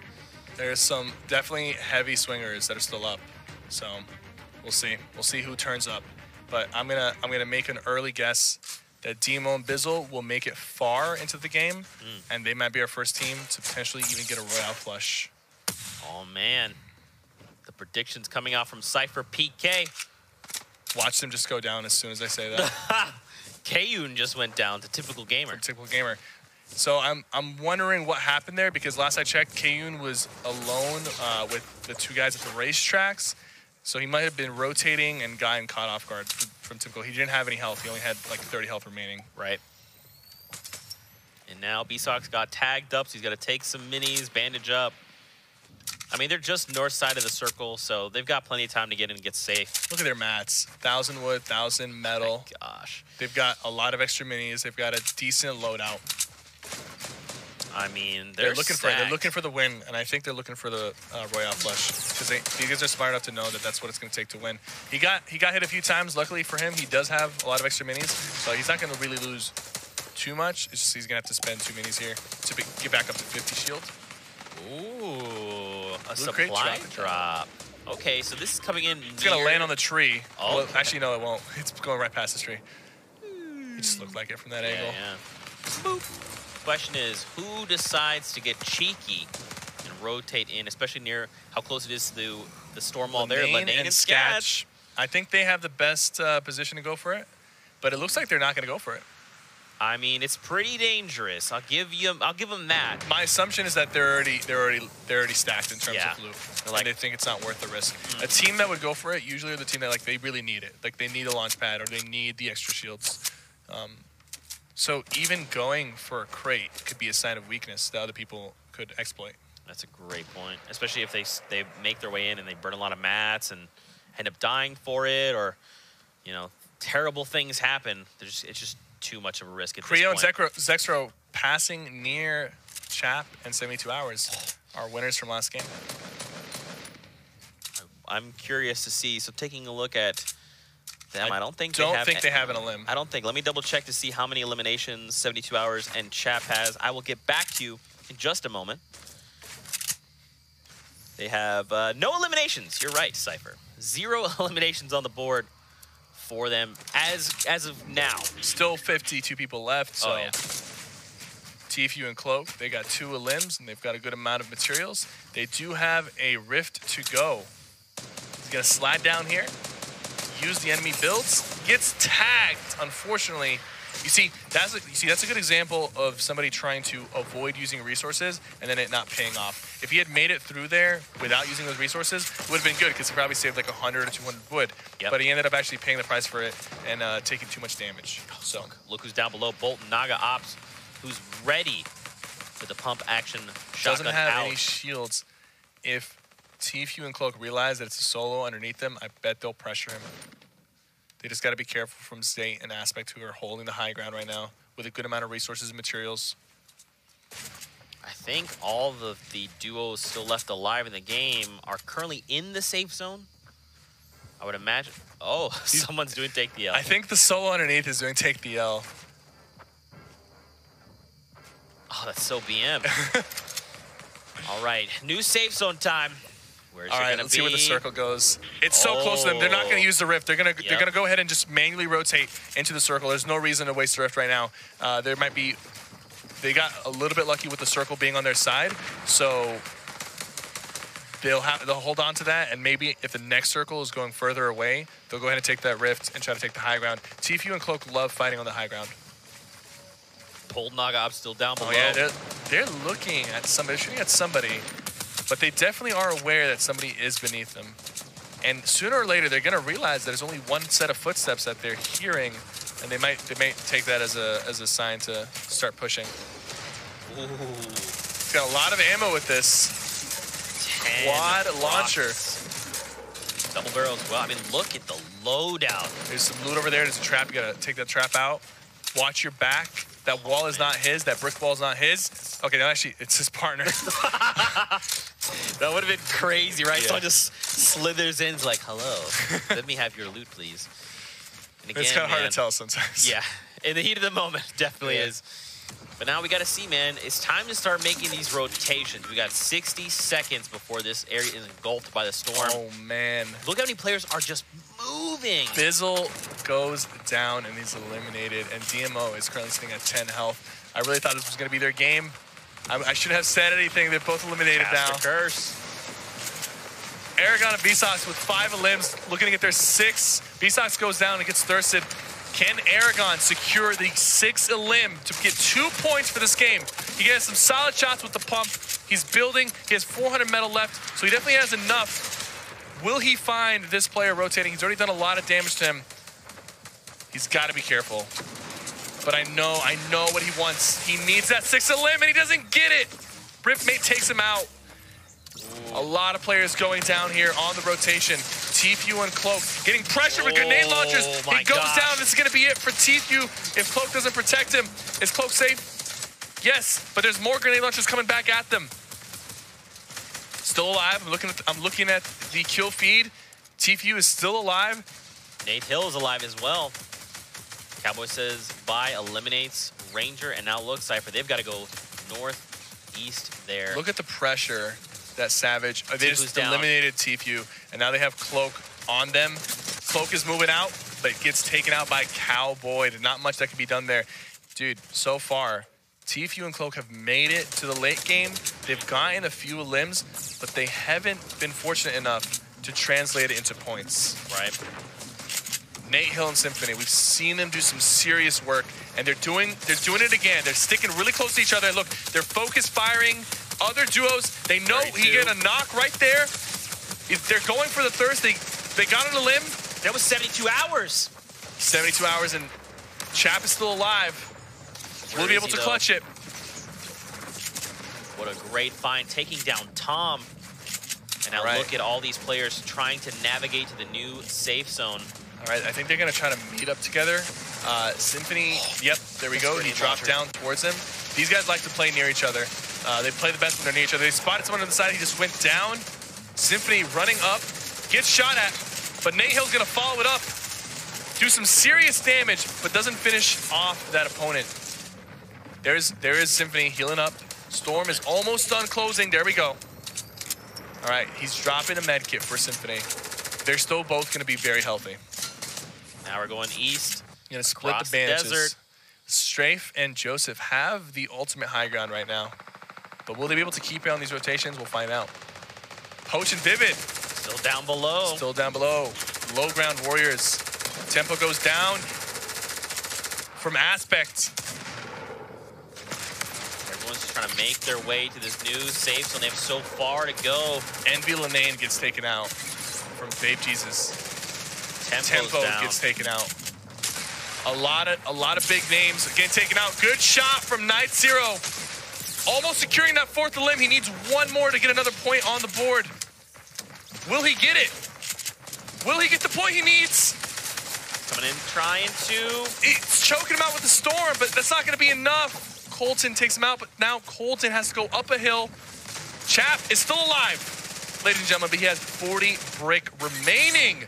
He needs to get an elimination here and secure some materials if he wants to come out alive. Or he can use the grappler to take the high ground and catch somebody off guard. Those are his two options. He needs to make one soon. He'll probably do something on the rotate while people have their guard down. Someone just threw a shockwave and shot him into the storm.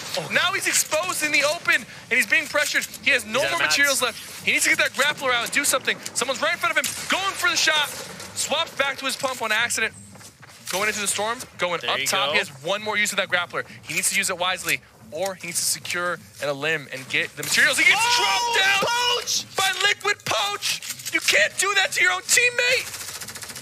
Poach was ready for Chap's place down. He edited him down. Poach and Vivid still alive, and they've got enough materials to potentially secure this last circle. Symphony and Nate Hill are on the low ground right now. They're on the low ground. They're putting some pressure up top. Poach is by himself right now. Vivid is down. If Poach gets one more limb, he'll secure a point. He's stuck in between two teams. Oh, man. My guess is Poach is going to focus the guys underneath him. The guys on top are probably going to be able to heal or tank the storm on their own. Now, keep in mind, though, he does have that grappler. He's got the double barrel. He could go up. He could go up, but my assumption is that he's too focused with the guys below. And the team that he'll have an easier time defeating is the guys below him. But if he goes up, and it looks like he might do that, it's probably the best play for him. He's running low on mats. He needs to go up. He's dropped down. He got the double barrel. Takes out both of them. He took out both of them with a double barrel. I told you Liquid Poach is insane with the double barrel. He's not going to be able to heal, though. This is going to go to the team up top. But that was an insane play from Liquid Poach. Did you see the accuracy? He took out both Symphony and Nate Hill with a double barrel. That is his favorite shotgun, and it shows. Just unbelievable play coming out of the Liquid boys, and sure enough, Liquid Strafe, another of the Liquids. The Liquids were there in the end. Can they even be mad at each other? Can Chap be mad? Can Poach be mad? I think Strafe, got revenge for Chap, and I think it's like this, three-way fight, and it'll equalize itself. That was insane. Poach, you're a beast, man. Honestly, the double pump, the double barrel, it's taken out two of the best players in that lobby with two clean shots. They both had shields. Neither of them were weak. They had shields and they had health. He landed two clean shots with the double barrel. Very clutch. That was insane. Securing second place. Doesn't win, but definitely play of the game. Style points. Style points, Poach. My goodness. That was insane. That's a bad man. That is a bad man. You don't want to fight him when he has the double barrel. I've seen him do some crazy stuff with it, and that's just one of it. That's just one of his moments, double barrel moments. There's probably a montage out there of Poach destroying people with the double barrel. My goodness. Even Well, after the nerf, the double barrel is still strong in his hands. Poach. I'm a little jealous because every time I pick it up, I swear I'm never going to pick it up again. I'm like, no more double barrel. I'm just going to pick up a green pump over a gold double barrel. And now I'm going to go home tomorrow, and I'm going to pick up a gold double barrel, and I'm going to die, and I'm going to blame Poach for being good with it. Poach, why are you so good at the game? Just stop, man. You're making... Come on, man. We'll have highlights ready in just a moment, but boy, oh boy, match number 5 did not disappoint. And I think we have one more game left to play. Cypher, I mean... So, Game 4, no heal off. Game 5, no heal off. Game 6, most likely no heal off. And people are playing aggressive, and they're turning up, and they're realizing that there's not much left for them. There's only one more game left, so they got to make it count. They got to go all out. All or nothing. Go big or go home. That's the plan. You think it's full send, just like eliminations galore now? Well, think about it. 7 elims is currently the lead. Right. That's a lot easier to beat than 11. And EU tied 11 in the last game.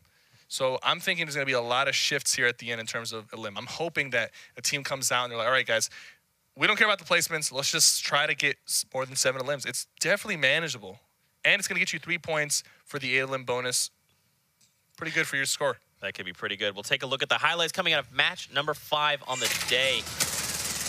Man, I don't even know where to begin, honestly. And there was like quite a bit that happened in the last top 20. But boy, oh boy, this game did not disappoint. Action throughout. I mean, there were so many that where one player goes down and the other player steps up and makes the save. Let's not forget Kayus, who was alive for a super long time here as well. Strafe with the sneak attack right there. Strafe is the one who made the shockwave play against Chap. Yep. And it really, I mean, it forced him to use... First, Chap gets thrown across because Strafe, his teammate, throws him into the storm, and then he comes back, and then it gets edited down by Poach. Man, and Strafe was in such a great position, right? Yep. Maintaining that high ground.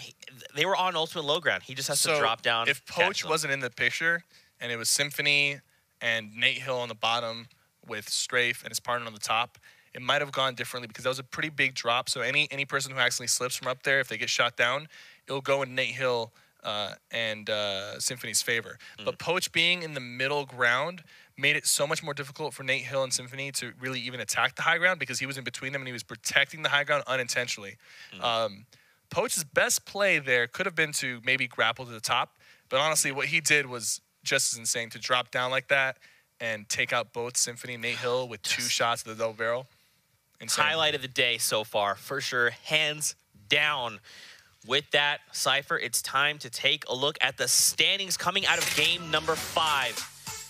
Chap in 72 hours maintain their lead now with 11 points. Nate Hill and Symphony, they show up with the 6 points coming in second. In third is Tempo and Geomach.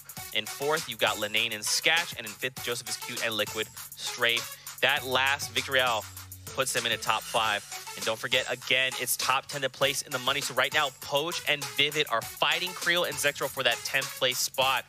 And I mean, Poach with that double barrel, that put 2 additional points on the board, 2 eliminations on the board for them. So that's an extra point heading their way. Liquid Chap 72 hours, they got top 5 that game, so they're going to get an extra point. Separate them a little bit more from second and third. Right. I really do hope they take it home because they're Bush Bandits, but I do hope that another team comes out and puts on a show. Nate Hill and Symphony and Tempo and J-Mock both have a Victory Royale. They have 6 points. So my assumption is that one team either has more limbs or higher average placement. So it's going to be really important for them in this last game.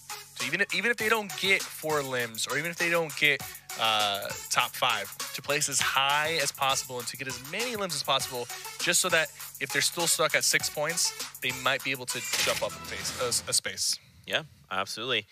Ladies and gentlemen, for you guys at home, what have you thought of the action all day? Don't forget to use that hashtag Fall Skirmish. These games have been insane. Slow start, but boy, oh boy, has the action definitely kicked up. Obviously, represent your favorite club. The final week is next week. That culminates at TwitchCon. And obviously, we have trials coming up later during the earliest of the week, or earlier side of the week. Our players are, again, boarding the battle bus. They're all getting ready. They're finding their seats. We'll be hopping into match number 6 here in just a moment. If you're just tuning in, if you just got here, what have you been doing all day? You missed the 6 games of Europe. You missed the 5 games we've had so far. What have you? It's okay. You probably had something important. At least they're here. At least you're here. Thank you for joining us. If this is the first time you've ever watched Fortnite, we're glad you're joining us.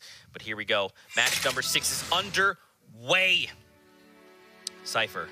I think somebody's going to get more than 7. You think so? This has to be the game. Don't forget, 7 right now is the highest. Chap, 72 hours, Linane, and Sketch are tied with 7 eliminations. I don't see why Chap and 72 don't just go for it. They have such a huge lead. Yeah, they just go full send. Why not? Last game, leave it all on the table. You don't want to be that duo that does, that plays and gets eliminated and just doesn't. You got to think at the end of the day, you have to walk away saying, look, I gave it my all. I put it on the table, and maybe it worked out, maybe it didn't, but I can't be disappointed with my gameplay. This is a pretty tough bus for anybody trying to land on the right side of the map. Yeah, that's a tough one. It's going down through Tilted, through Lucky Landing, and it's at a weird angle for anybody landing on the right side. But there's still a lot of people stretching to the right side. We'll just have to see where the initial storm is, and if it's on the right side, then that's good for them. A lot of players making their way up toward Lazy Links, Risky Reels, Wailing Woods as well. Now here's the question I'm going to pose, Cypher. Where in the world are Aiden and Nick Merckx? Are they back at Tilted Towers? I think they are. Did they go to Tilted Towers for the last game? Did they opt to say, you know what, guys, we're going to give you the best entertainment possible? Tilted Towers meetup. Really happy that Nick Merckx today showed up and threw some shots back at Aiden. I know they're going to be partnering up together, but I like seeing that. Nick Merckx is my guy. Yeah. There he is. Take a look in Tilted Towers. Now, I can't see. They don't have any eliminations. Nothing crazy's happened just yet. Nox and Daquan are here as well. There's only, 2 other duos that are here as well. Aiden decided to land in Greasy Grove. Now, that doesn't mean they won't meet up. If they come out of Greasy, they'll most likely rotate into Tilted. That's true. And you already know that Nick does not leave Tilted until the storm pushes them out of Tilted. So he'll be there. Waiting, lurking in the shadows. But look, Kitty Plays and Gorilla are here. Kitty's looking hurt. She needs some bandages. Boo Boo Bush finds Grand Pooh Bear there.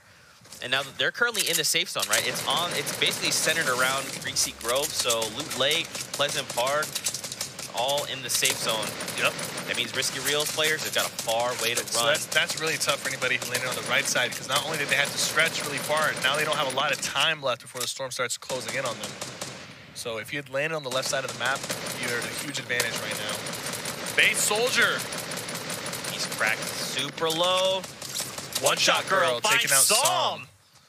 And Psom is Base Soldier's teammate, right? Yes. Base Soldier's now in between 2 teams. There's actually somebody sniping from the hills. Are they on Viking Village up top? Where are they right now? I don't know, but they're coming down fast. Look, you can see on the map, there's a team that is coming down from the hill towards Pleasant Park. Oh, man, they are moving. They must have taken a rift. Morgals and One Shot Girl are going to go ahead and start farming. Get some minis maybe out of this chest. That would be very, very useful. Medkit, not too bad either, but they already had one. Yeah. They definitely are looking for some shields. I don't know if these houses have been looted, but if they haven't, get there as soon as possible. One Shot Girl looks like she just picked up some shields. I think she did. Parallax and Kenneth, and then it was actually Crispy and Bobby Bojangles were the ones taking the shots at Margossi, is what I believe. Yep. And now look, they're just chilling. They're like, okay, if we see them, we can. Yeah, we can I think they were fire. hoping that fights would ensue and that they could take advantage of that. But since they're seeing that's not happening, they're backing up. They do have to be careful. There is a team on the hill behind them. That team doesn't necessarily have an angle to look at them right now, but if they look over the top, they could easily get lasered. And they're not sitting at a huge shield pool, and they don't have extra shields, so they got to be careful. Back and Nick Hysteria Towers is down. Oh wow, Nick Merckx is by himself. No eliminations. He's got the heavy sniper. He's ready to rumble. And he's got the grappler, which is really good for Tilted Towers. You can swing around from building to building very easily with the grappler. It gives you insane mobility, especially in a place like Tilted. You got a lot to swing from.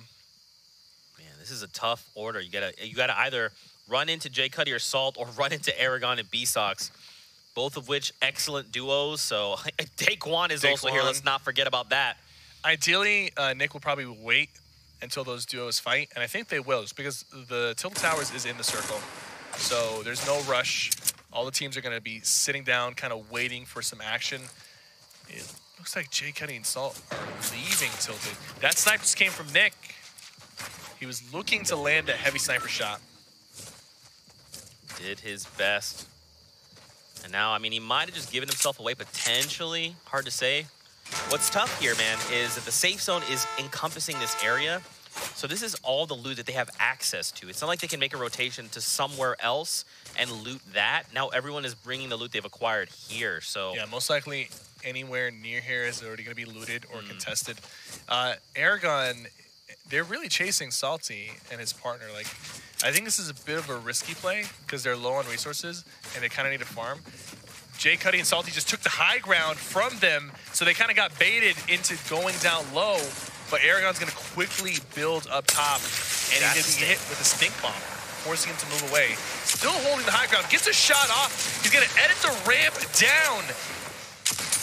And that's another one. Cuddy is really down. Good edit coming in from Aragon. You see how he cut that ramp backwards towards him?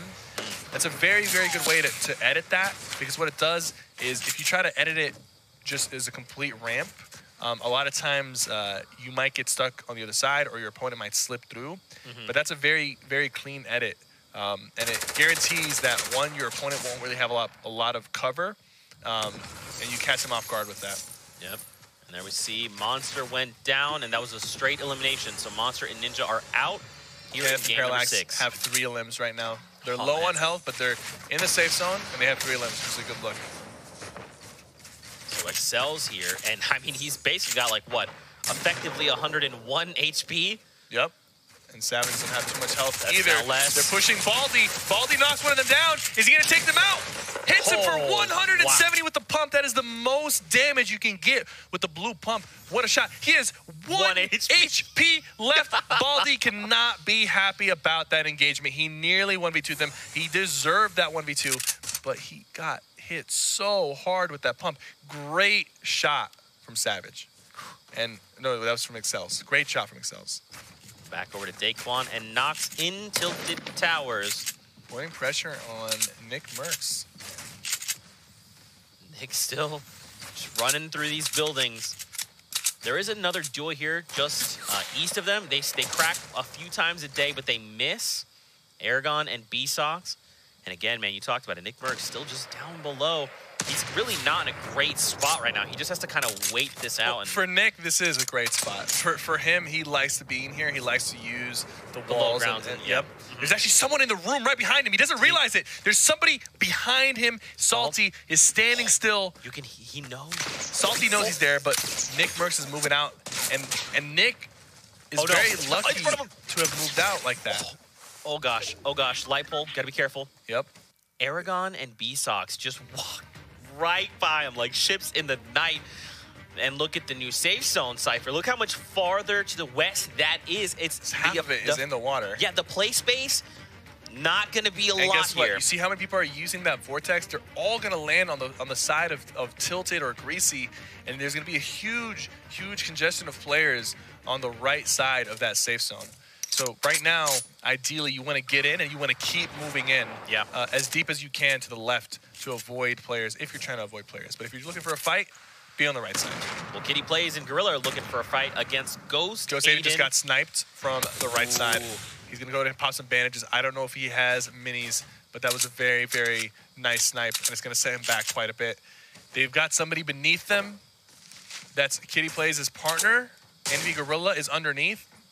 So they've got a bit of a vantage point here. Kitty, unfortunately, accidentally broke down some of her structures. They'll have to rebuild. Ghost Aiden hears somebody below, and he's trying to push Envy Gorilla. He's just looking for him. You hear some grenade launcher shots coming in from the north. There's a team, Naga Ops and Dusty, shooting some grenade launcher shots at Kitty Plays and Envy. And they're going to go ahead and go low. When you're in a fight like this, the lower you are to the ground, the less likely you are to get third party, just because you're harder to spot. The people up top are easier to spot. Envy Gorilla, that's a grenade, and throws a grenade. Aiden avoids it. I definitely expect him to avoid it. Wow. That was a good nade placement by Envy Gorilla. Very, very risky play because, you know, Aiden could have potentially shot him in the face. Aiden's breaking through. He replaces the floor, tries to edit through. Envy Gorilla keeps moving away. This is a tough spot. Look He at the plays mini-map. underneath, farming. You got someone zipping in. That's FaZe Cloak who's zipping in as well. And look, Naga Ops and Dusty, they're just chilling. They're like, yeah, you guys fight it out. They force Kitty Plays and Gorilla into Ghost Aiden. And look, you even have a duo coming in on the northeast Cloak is by there. himself. I assume Tfue is down. Take a look here in just That a is second. his pyramid right now. Yeah, I believe FaZe Cloak is by himself. Liquid and 72 Hours are on the hill. Do you see them there? They're on the hill near Snobby Shores, near the Viking Hill. They're just camped up on the side. Oh, man. So 75 players left. Kenneth getting a shotgun on Ghost Snood. Last I checked, Kenneth and Parallax had 3 limbs. That's going to secure them a point. They might even have more than that. Savage Let's take a look at the Parallax. scoreboard when we can, just to see which teams are approaching that 7 elimination mark. Aspect. They disengage. Faith is down below here. His teammate is Briz.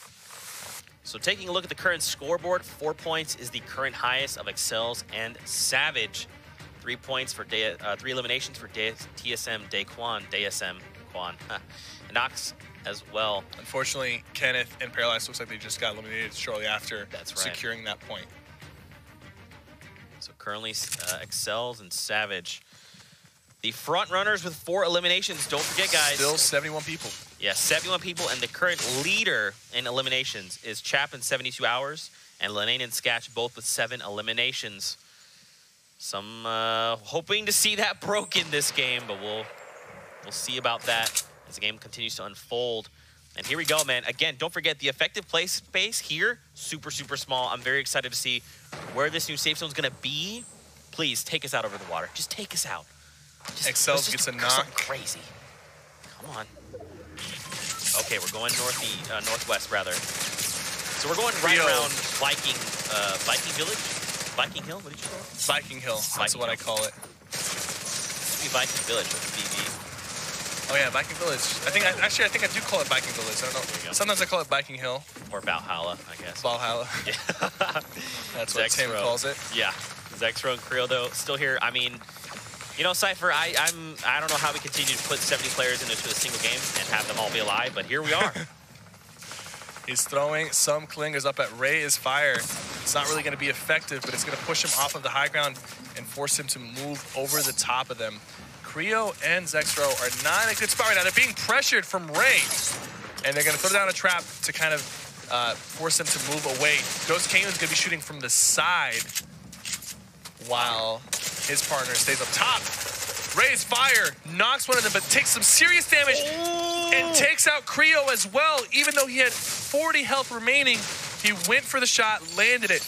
And even if he didn't, Ghost Kane would have easily came in and cleaned up. I hear some footsteps approaching. You got to be careful here. Kane hears somebody throwing nades. He's going to go over the top. He's looking for that opponent. He's got the double barrel. He sort of spots him in the house. Yeah. Let's see what he can do. He's going to place these Bounce. grenade launchers. They kind of bounced a little bit too much there. Fell into the storm. Right now, I think they don't know for sure if that's a single player or a duo. But once they realize that it's just a single player, Ghost Kayun is going to put some pressure from both sides, from the top and the bottom. Clean compact SMG spray coming in from Kayun. That's going to secure a point for a limbs on the board. If anyone's going to make it happen, I think these guys are going to make it happen. But every time I say that, they get eliminated. So maybe they won't make it happen. I'm not even sure. I hope they do. But also Kayun not. is a straight slayer. They got to go, though, Cyber. And Ray's Fire is also doing a great job this match. They're both working together really well. They don't have a whole lot of materials, but they have enough to make something happen. And if they do get a couple of limbs here, they'll easily replenish their materials and get back into it. Stace's teammate eliminated there in the final game of the day, and he's taking quite a bit of damage. King Richard took out his teammate. Fear is down. Look, he's about to fall to the storm. Richard does have that double barrel. Does not have a lot of health here. It gets tagged up. If this storm starts ticking, it's going to take too much from him. Don't panic. Just build. I think people realize that he's weak, and they're going to put a lot of pressure on him. He does have enough mats, but it's just not enough. Gank Cease takes him out. Now, just 30 more seconds before we get a new safe zone. Oh, he's getting shot at. Wow. And that was Liquid Strafe up top. K-Sid and Cowboy Says Hi are also up top. Amber Games takes down Envy Gorilla. So that makes me wonder if Kitty Plays is down as well. Cease needs one more limb to get a point on the board. He's going to use the grappler. You see, he's getting closer to them because it's actually a tougher angle while they're on the hill to get that shot off. Cloak takes down Ghost Aiden, so he's now out of match number 6. Cloak was by himself, too, so it's very impressive. Bizzle and Demo still alive. Oh, man, we're going north. I really want to see what Kayun and Raisefire are doing. Look, Bizzle immediately builds for it. Is he going to do it? He's going for it. He's going for it. They kind of do need the shields. Weefo and Colton are going to go ahead and launch pad into the circle. They'll probably go right over the top of Horrify. He looked for the rocket shot, but they turned around and he decided not to go for it. He's got to be careful not to use too many materials here. He will get that knockdown, sliding back down the hill. I don't think he really meant to do that. He wants to go up top. They want to get up on this hill. I saw him for just a split second there. Wasn't enough to fire the rocket. Colton is right behind him. Colton's getting sprayed from the team down below. DMO and Bizzle taking shots, taking off Colton's shield. He still has a little bit of shield left, and it looks like he's popping some minis. That's rocket shots from underneath. Wow. They might have gotten that from the care package. That is a great point. Was that down below? Yeah, I believe so. Right in front, the Horrify is there. They've got that shockwave grenade. Another launch pad for Weefo and Colton. It's very fortunate they had another one to help reposition because they weren't safe quite yet. The circle is finishing on top of the hill. So you can either climb up the hill or you can hang out on the side of the hill like what Bizzle and Demo are about to do right here. Cypher, I don't know about this, man. It just depends on where we're going with the new safe zone. If it goes on the other side of the hill, DMO and Bizzle need to immediately rotate, and they will. They're smart enough, and they always like to do that early rotation. So if that circle goes to the northeast, expect DMO and Bizzle to be running as fast as they can to get to the safe zone. They're not going to wait. They're not going to risk doing a late rotation. They're just taking their time. Go School, shotgun saves, replays takedowns, takes down HD and eliminates him completely. He's got 4 shots with that RPG. He needs to make it work. 8 shots with RPG up top with Weefo. They're in a good spot now. They have the high ground. They have a healthy amount of materials, and now they even have more rocket ammo. Yellow goes down. Don't know if that was to the storm, or if he was lost to the storm. So whoever was shooting at him, unfortunately, does not get that kill credit. And now Weefo and Colton again. Look at the new safe zone. I really want to see what Kayun and his partner, Raisefire, are up to. They were leading with 5 limbs or 4 limbs. They might make it happen. Weefo, look at that. He risked building over the top, and he made it work using very minimal materials. So now he gets to rotate without spending too many materials. And you can see that he's being smart about his material use. He's not really doing too many layers on his push. He even has a little bit of time to farm a little bit. It seems like there's somebody. I mean, look at the mats though. Yep, they've got enough. They've got enough 700 metal. You can burn through that really quickly, but he's being very precise. He's taking a little bit of a risk, but they're going to replenish a little bit here. They're going to replace all the walls here of this building and make it their own. Down to 36 players in the current lobby. A lot of them need to start making these rotations or they're going to get caught on the side of the mountain. Ghost, Kayun, and Raisefire have been eliminated, unfortunately. They were leading in the limbs. The current lead, and actually Savage and them have also been eliminated. Bizzle and DMO are currently alive with 5 limbs. 2 more, and they'll tie And I think that's... They can do it. I said it in the beginning. I said they're going to go for the Royale flush. These guys are experienced at winning. They know how to win. They know how to get the elims. If anyone's going to make it happen, it's going to be them. Oh, they just got to be very smart. The last time I said that, they immediately went down. So let's just keep an eye on these guys and see what their plan is for this late game action. The biggest downfall right now is they don't have a lot of materials. Right. I mean, look at DMO's AR count, 3 bullets. So they might not even be going for the win at this point. They might be trying to get some elims. If they get 3 elims, they'll have the 25K. And a good shot from Bizzle. Finds one. Unfortunately, that was not his elim, but there is some loot on the floor there. Will they be able to loot it? I'm not sure. I don't think Bizzle was able to loot it. He's being shot by another player. He's running down to his last few materials. DMO is pushing to give him some cover fire. They're out of mats. They're getting shot from every side. DMO goes down. They just didn't have enough materials to make this work. The storm is pushing really fast. I don't think he'll be able to make it out because he needs 2 materials to go up this ramp. It's not enough. It's just moving way too fast right now, and he's behind. It's ticking for 10. He's gonna it's not gonna be. Does he find one? He doesn't. He did chip for 86, but EMAD and AN2NY have 5 elims, but they also are running low on materials. And the reason why a lot of people are low on materials is because going up a hill costs a lot of mats, and going down a hill costs just as much. So these guys are using so many materials, rotating. There we go, splitting some of the mats between EMAD, but that's still not a whole lot of materials to work with. Mid still alive, taking out FaZe Tempo. This is it, Cypher. Colton and Weefo, by the way, have 6 elims right now. Oh, they are close, but they're in the storm, and Weefo goes down. It's up to Colton to get 1 more elim, and I think he went down as well.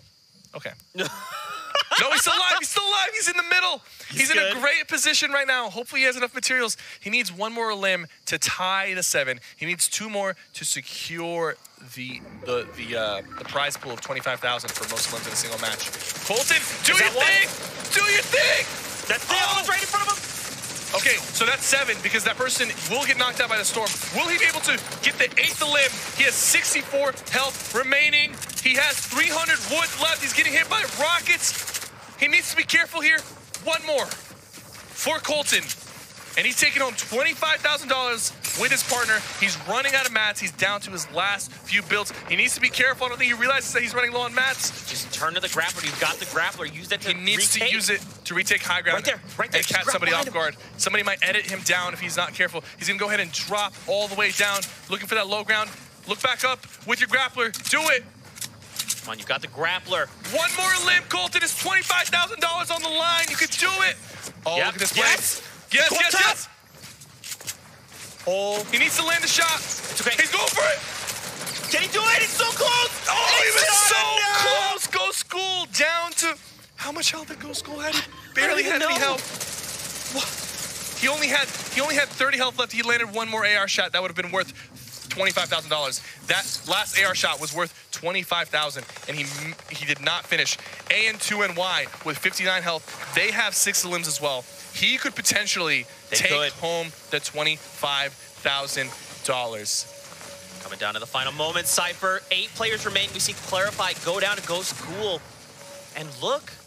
6 potential elims for AN. He gets the 7th elim. Now 4 people are tied. He needs to be careful here. He's got 2 medkits. If he can pop it and get 1 more elim, he will walk away with 25K. Are we going to see another 3-way tie, Cypher? There's already a 3-way tie. That currently. But if Anthony can't pull something out here.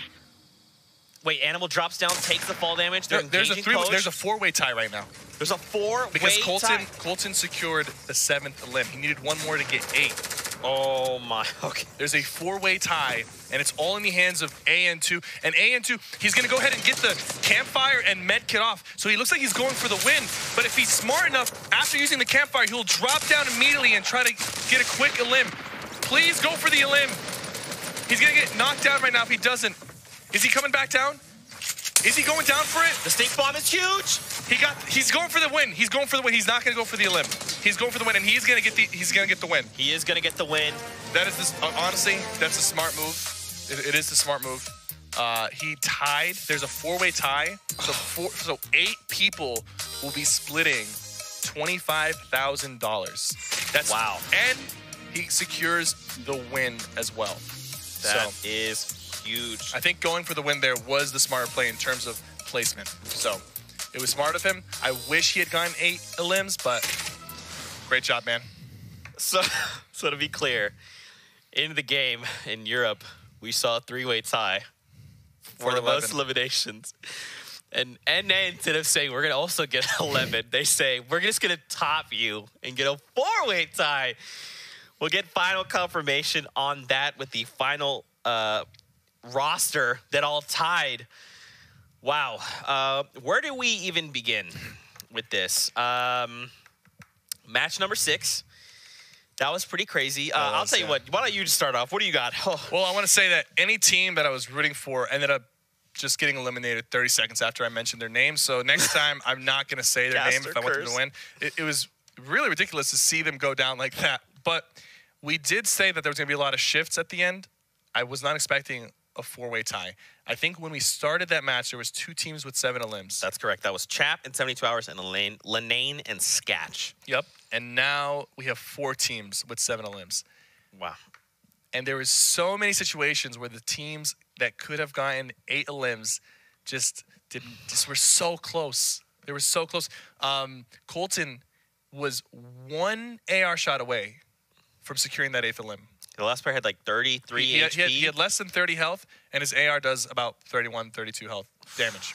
So 1 AR shot away from securing that 8th elim. It would have gotten him 3 points and 25K. But he still did a good job. Got 7th, made it to the top 5. And who was the one that won? It was AN2NY. Anthony and Emad. Anthony.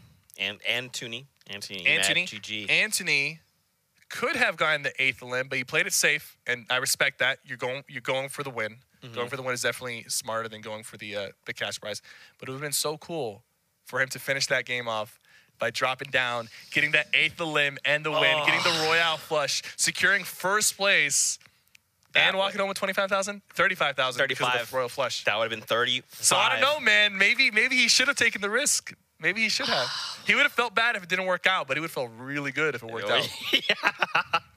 Let's take a look at the highlights coming out of this last game on the day, match number 6.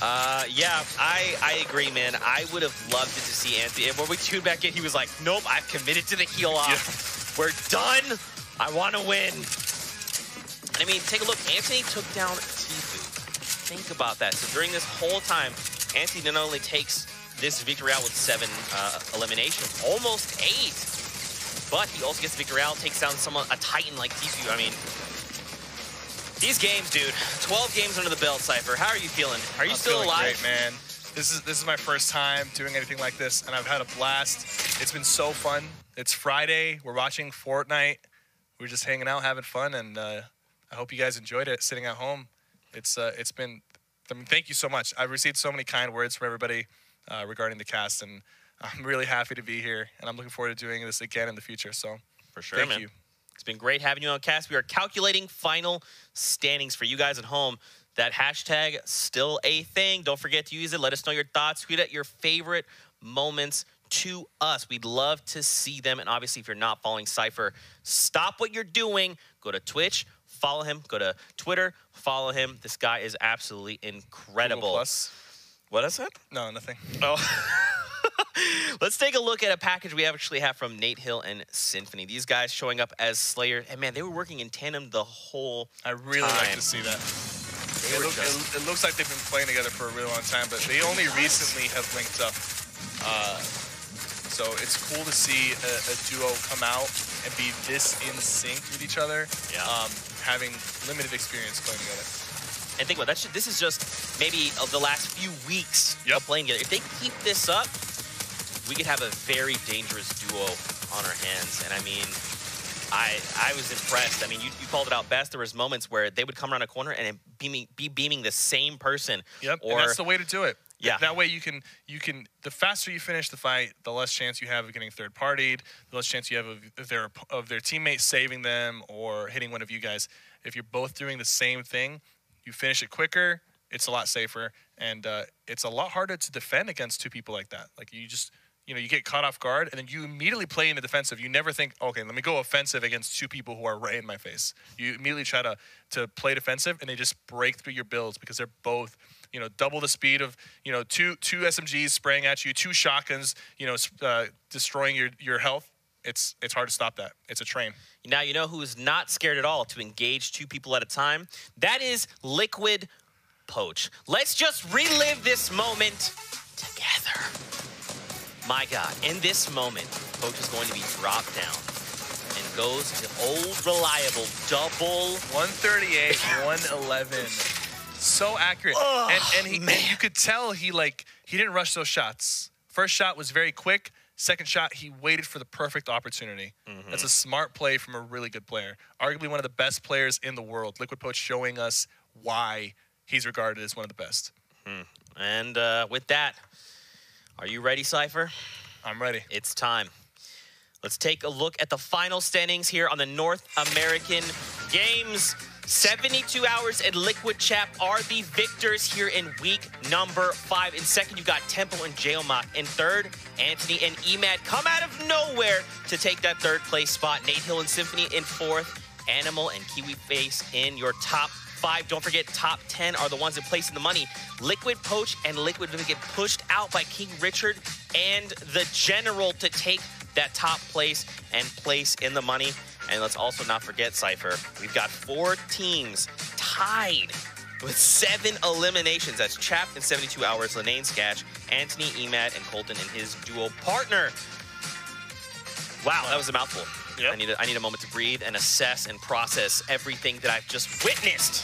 I mean, that's a little over $3,000 for everyone who, for each individual, each 8 of them will receive a $3,000 bonus for getting the 7 elims, which is not bad. It's pretty good. Not pretty good for a few hours of Fortnite. Hours of Fortnite, my friends. Now, one last thing I'd like to leave you guys with is the current club standings. I have no idea what these are, so let's just jump into it. I think we know who's in the lead. Is it still Bush Bandits? Yep. Bush Bandits at 3,720 points. Coming in at second, the Fortnites, 3,400 points. In third, I'm assuming is Dusty Dogs, 3,270. Here's the thing, though. Did Lucky Llamas? Nope. Riff Raiders still in fourth, 2,900. Lucky Llamas, where are you at? 2,725. I want to say that when we started today's competitions, Bush Bandits was only in the lead by about 100 and something points compared to Fortnite and Dusty Dogs. And now they have a 320-point lead on second place and an even bigger lead on third place. So that's right. But don't forget the trials are coming up very soon. There will be some point shifts with the trials. And next week, TwitchCon, the finale of the fall skirmish. And there's going to be a lot of points up for grabs. And it's going to be a LAN event. So everybody's going to be face-to-face to compete for a lot of money and club points. So it should be very exciting. Should be good, man. Well, any final thoughts before we sign off for the day? I just want to thank everybody at Epic for having me on the show today. It's been super fun. I want to thank everybody at home for watching and supporting the stream today. I'm very happy to be here, very excited, and I feel like, this is only going to get better from here on out. So thank you so much, everybody. I really do appreciate it. Seriously, from the bottom of my heart, thank you. Much love. There you go, ladies and gentlemen. Huge shout out to Cypher. Again, you need to send a follow his way. Cypher, thank you so much for joining us. There you go, drop the pen.